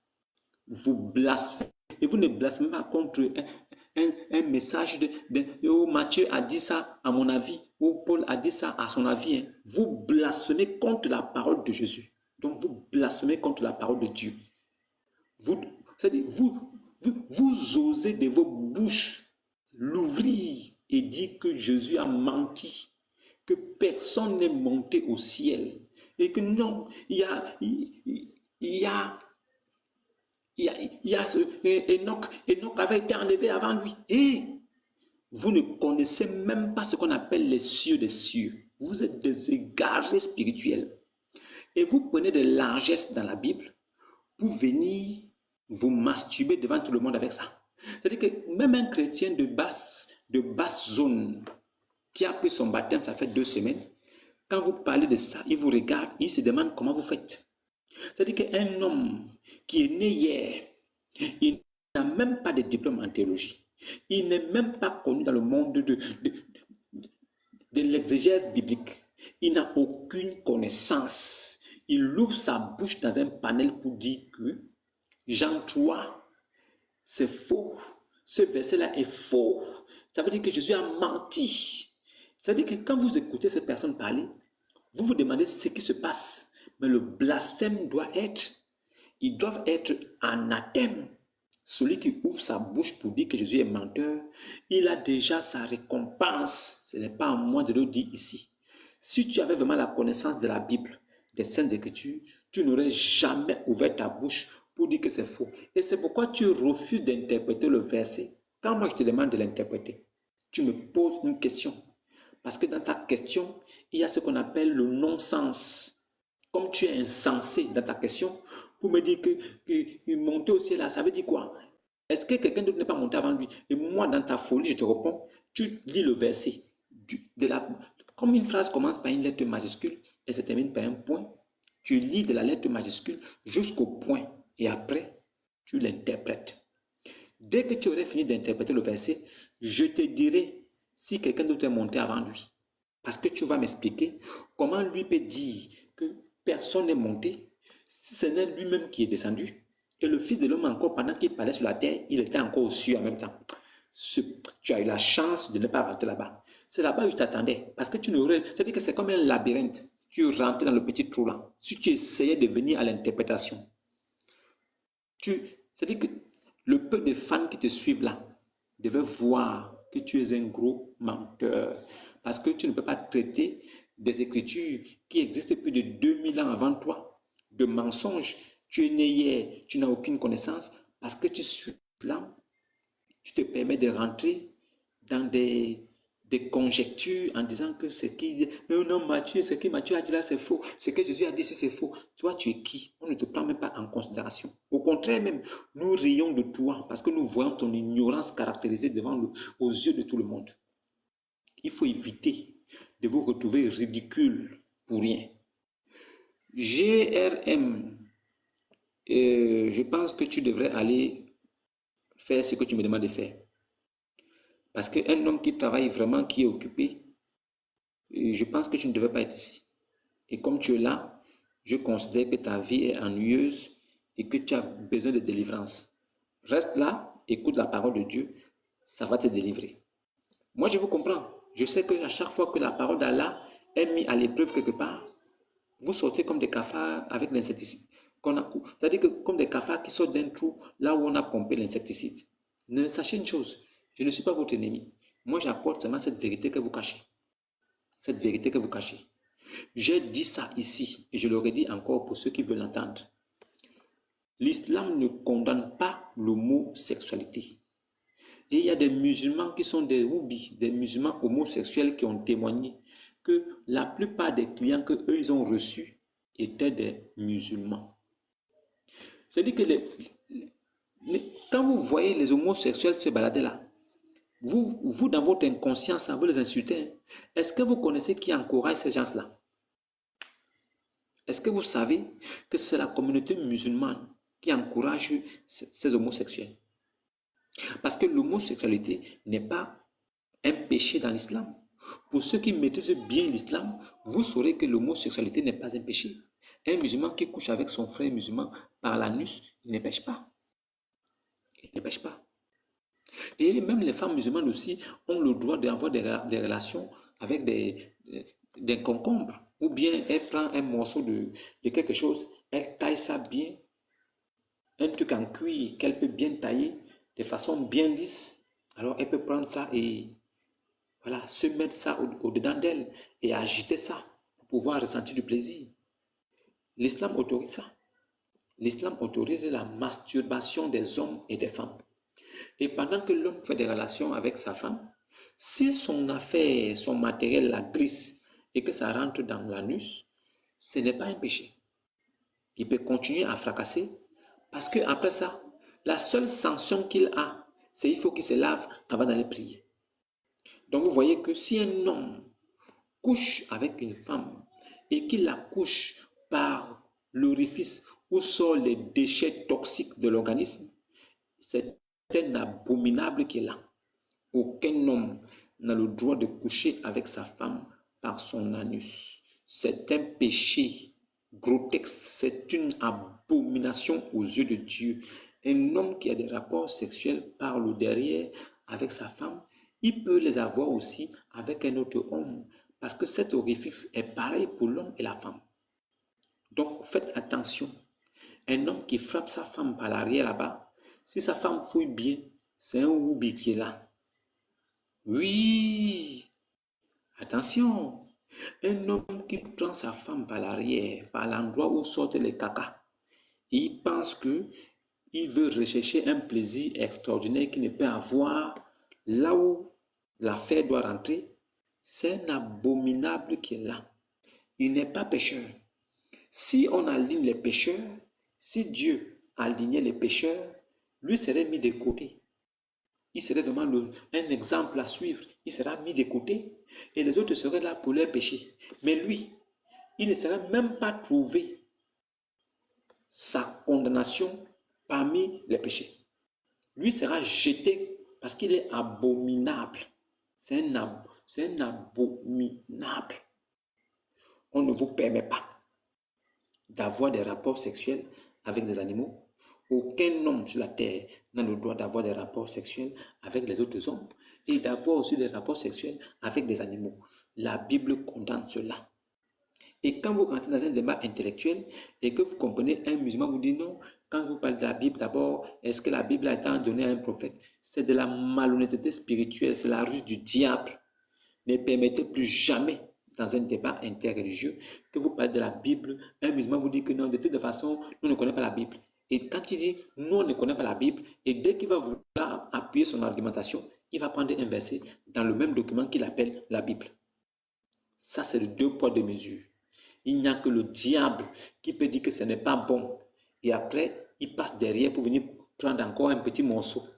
Tu dis que ce n'est pas bon devant des gens. Ne touche même plus à un morceau. Donc, si quelqu'un me dit déjà, nous ne reconnaissons pas la Bible, en même temps dans un débat, le débatteur qui est là ne touche plus jamais la Bible. Ne touche plus à la Bible. Quels qu'en soient les versets bibliques que tu prendras, je vais te dire, tu les avales. Tu ne touches pas à ça. Et on va aller dans ton livre de foi.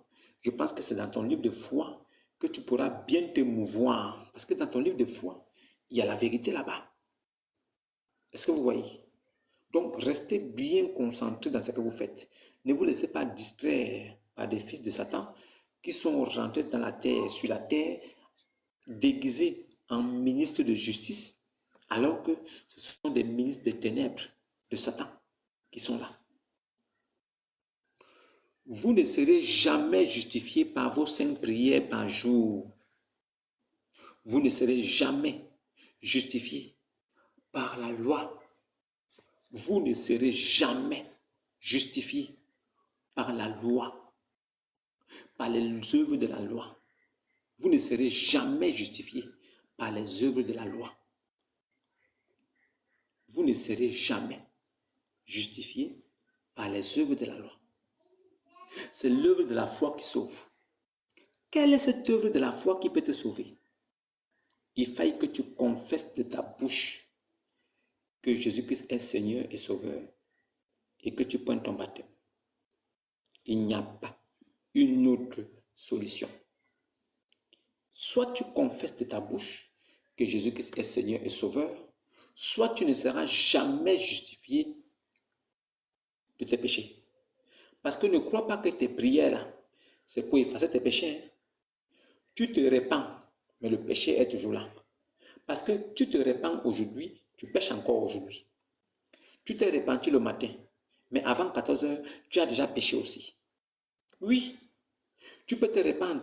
Je me suis repenti aujourd'hui, mais avant 2 heures de temps, tu as encore péché aussi. Donc, si tu comptes seulement sur ta repentance et ton pardon pour que tu sois sauvé, cela n'est pas possible.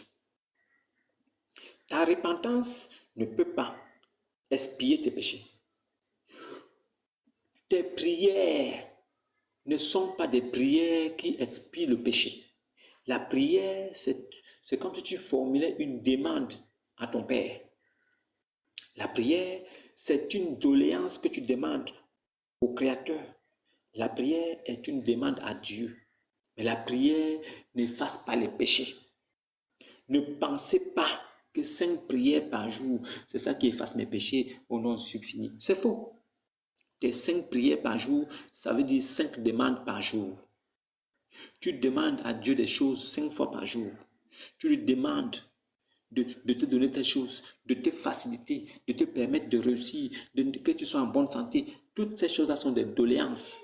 C'est à son appréciation. Ce n'est même pas celui qui va donner, mais lui-même verra ce qu'il peut donner parce que c'est Dieu. Il sait ce qu'il veut, il sait ce qu'il fait. Personne ne lui demande pourquoi tu fais cela. Mais l'homme donc est dans l'obligation de demander toujours à Dieu avec cette ferme espérance. Mais le péché que tu as en toi, ce n'est pas parce que tu pries beaucoup que ton péché va être effacé.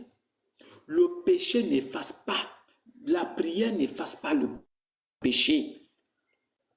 La repentance permet de diluer, de diminuer. Parce que l'homme continue de pécher, même après avoir demandé pardon, il continue de pécher. Donc le péché est là permanemment. Le péché est là à la porte, il ne bouge pas. Tu demandes pardon pour des péchés, mais il y a des péchés même que tu as oubliés, ces péchés-là sont là.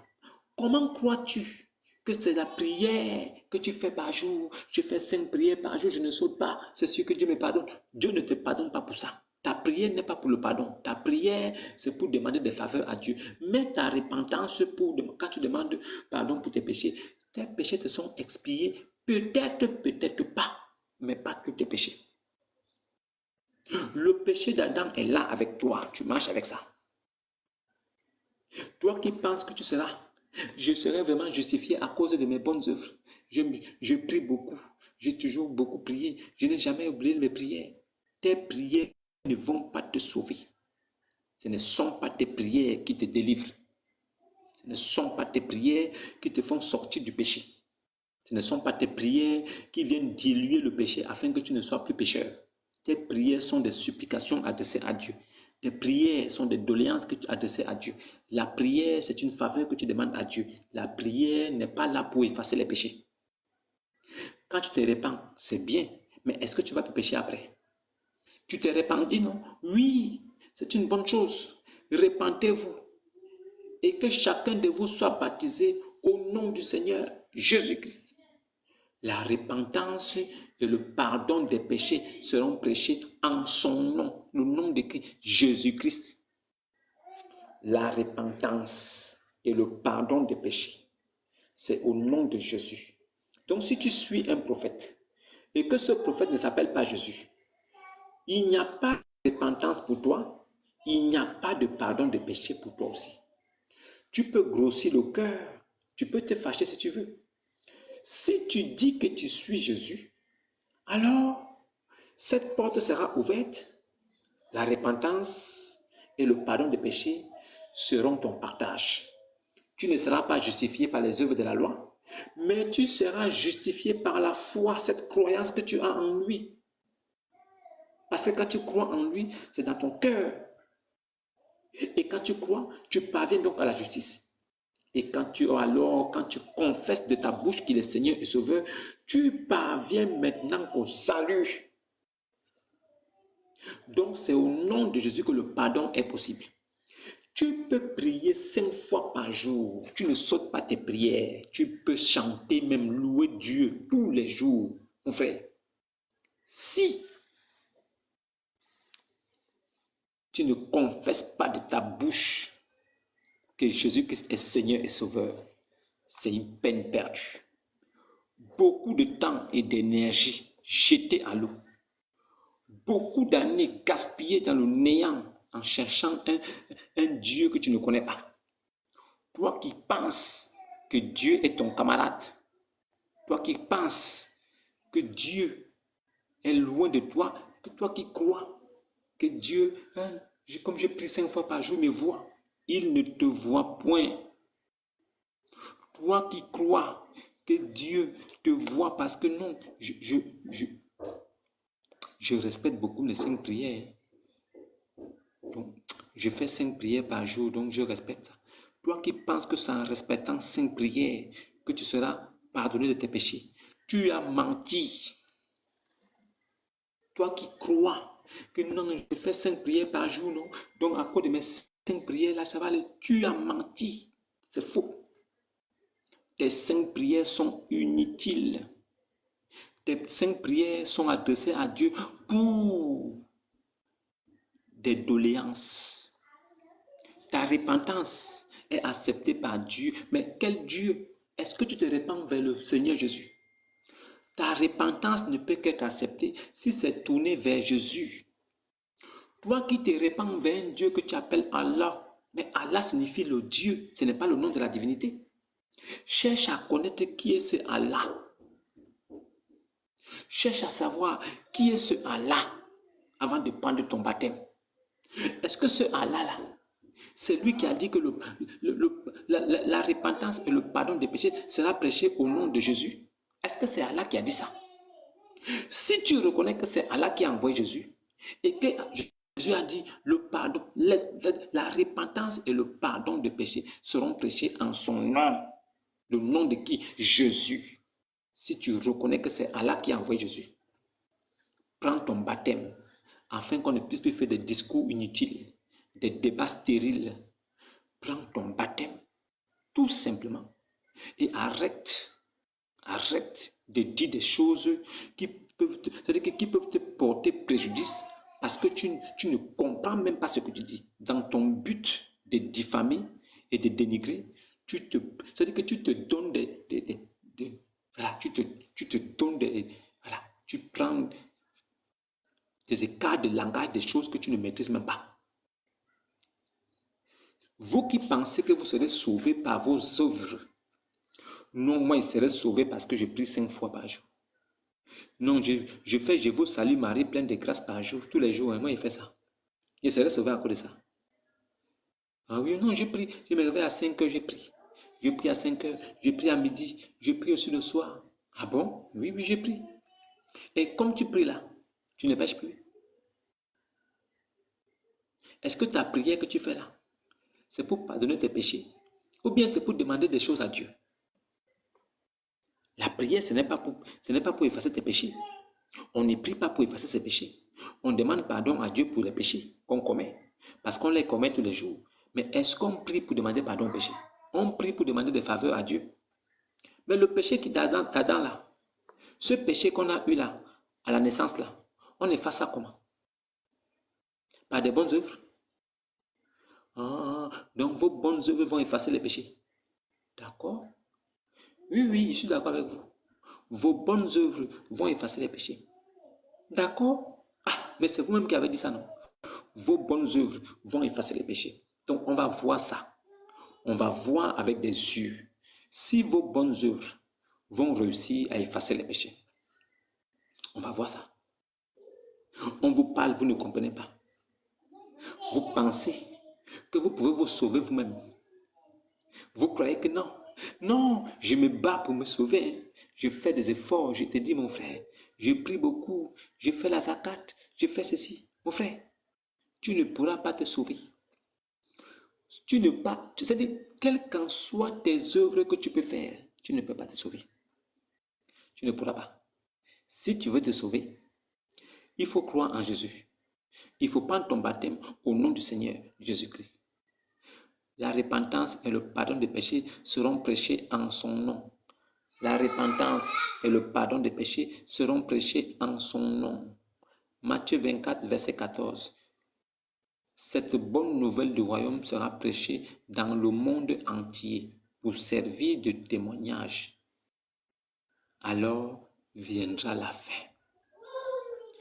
Matthieu n'a pas dit ici que cette bonne nouvelle du royaume sera prêchée dans le monde entier pour servir de témoignage. Après viendra l'islam avec Mohammed, puis alors viendra la fin. Non. Matthieu était bien avisé parce qu'il connaissait Jésus. Si Jésus avait annoncé un autre prophète avec un autre évangile, il l'aurait dit. Même chose aussi pour Paul. Si quelqu'un d'autre, même un ange du ciel, venait à vous annoncer un autre évangile que ce que nous avons annoncé, qu'il soit anathème. Alors, pourquoi il doit être anathème? Alors que votre prophète de l'islam est venu avec un autre évangile. Soit disant c'est un ange qui lui a apporté cela. Si c'est un ange qui t'a apporté cet évangile et que Paul a dit que tu sois anathème, mon frère, on va donc prendre ce que tu as dit.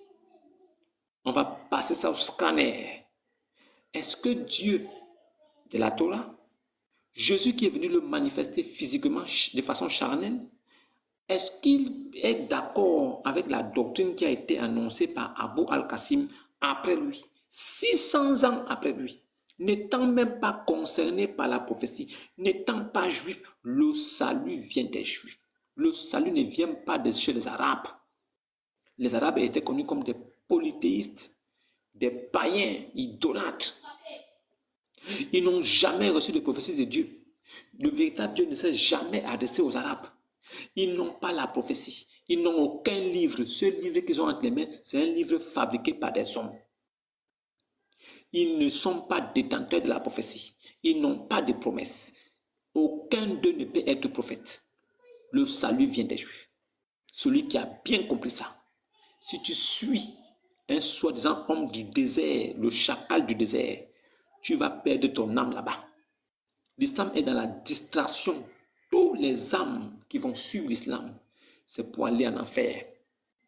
Depuis que le monde est monde jusqu'à aujourd'hui, aucun musulman n'a vu le ciel comme ça. Aucun musulman n'a été sauvé. Si leurs frères qui sont morts musulmans là pouvaient revenir leur dire hey, sortez de là, ils devaient le faire.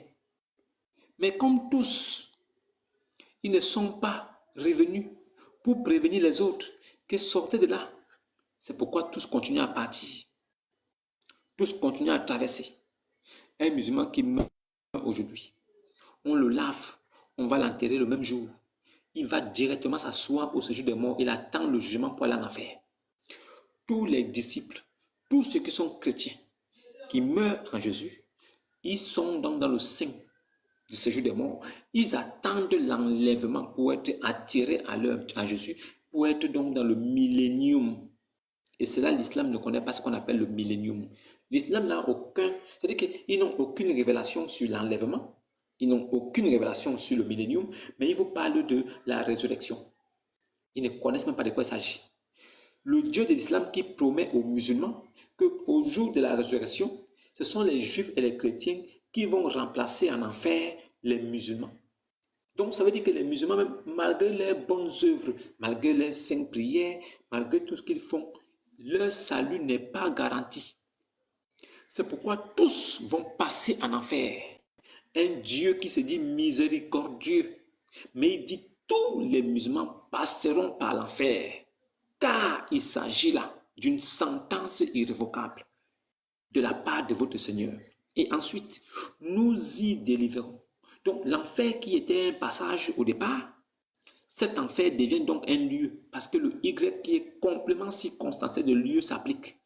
Donc Allah dit passage, et après quand vous marchez, ça devient un lieu. Ce n'est que le diable qui peut être imprécis sur ce qu'il dit. C'est-à-dire qu'il n'est pas concis. Ce qu'il dit, ce n'est pas sûr. Il dit c'est un passage. Il n'y a personne parmi vous qui ne passera pas. Donc passage. Et après, nous y laisserons. Donc c'est sur le passage là qu'on laisse les gens agenouiller. Donc Y maintenant c'est pour le passage. Donc le passage devient maintenant un lieu où les injustes restent agenouillés et que les pieux sont sauvés. Et après, la grosse balance sera positionnée. Maintenant, si nous y délivrons les injustes, c'est-à-dire que nous y laisserons des injustes agenouillés et les pieux seront délivrés. Mais pourquoi si tu délivres les pieux, pourquoi tu pèses encore les péchés à la balance? Si vraiment les pieux sont libérés, pourquoi tu les fais passer en enfer? Si un musulman a fait Allah Akbar correctement, il a fait Atakbir, Allah Akbar, Summa Takbir. Si un musulman a bien marché avec Subhanallah, Alhamdulillah, Allah Akbar, il a fait tout ça. 5 rakats, 10 rakats. Mais pourquoi lui aussi il passe par l'enfer? Alors que tu dis qu'il est pieux. Les pieux doivent être sauvés directement pour le paradis. Mais chez Allah, même les pieux vont d'abord brûler en enfer avec les mécréants, les injustes. Un tel Dieu, vous le suivez. Parce que vous n'avez aucune connaissance de l'islam. Vous suivez un tel Dieu pour vous perdre dans cette masturbation des choses qu'on vous raconte de temps à travers. Notre religion, c'est une religion de paix, P-E-T. Ce n'est pas la paix, P-A-I-X. Non, c'est P-E-T. religion de paix. Parce que Satan fait des paix dans vos mosquées tous les jours. Satan fait des paix.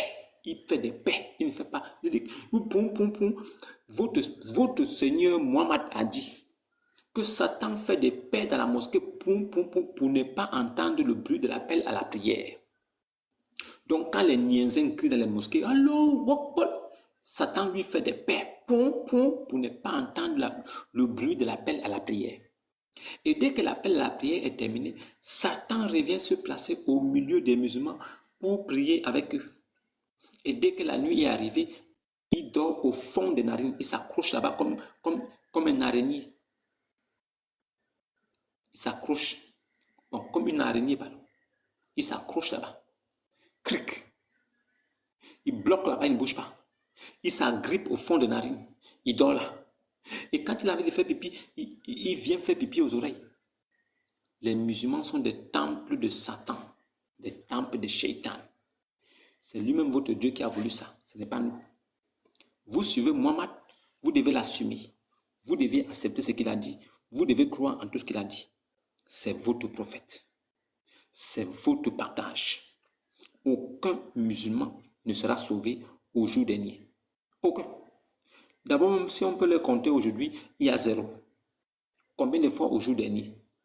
Celui qui a la malchance de mourir musulman, tant pis pour lui. Comme vous pensez être trop fort vous-même pour vous justifier avec vos œuvres, bonne chance. Mais je me rappelle du seul prophète, le sacré prophète a dit, Saïd al-Bukhari, tome 4, page 871 à 64-67. Saïd al-Bukhari, tome 4, page 871 à 64-67. Ne pensez pas que vous serez sauvés grâce à vos bonnes œuvres. C'est votre prophète qui vous dit ça. Ne croyez même pas un instant que vous serez justifiés par vos bonnes œuvres. Et il y a une dame qui a demandé, même toi aussi, prophète, il dit, même moi, messager, à moins que Allah ne me fasse grâce de sa miséricorde. Vous qui ne cherchez pas la miséricorde de Dieu là, comme vous pensez que la miséricorde de Dieu se trouve dans les 5 prières, dans votre 5 piliers de l'islam là, on vous dit la miséricorde là se trouve en Jésus. Il est le seul nom qui nous a été donné sous le ciel par lequel on peut être sauvé. Il n'y a de salut en aucun autre nom que celui de Jésus. Celui parmi vous qui n'accepte pas ça, ce n'est pas mon problème. C'est quand tu acceptes Jésus que tu obtiens le salut. Quand tu prends ton baptême, que ce salut devient évident. C'est quand tu acceptes Jésus comme Seigneur et Sauveur que ton salut devient évident et que ton péché t'est pardonné.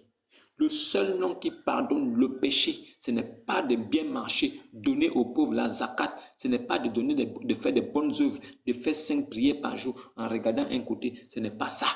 Ce n'est pas de s'éloigner du péché. Ça là ne peut pas te sauver.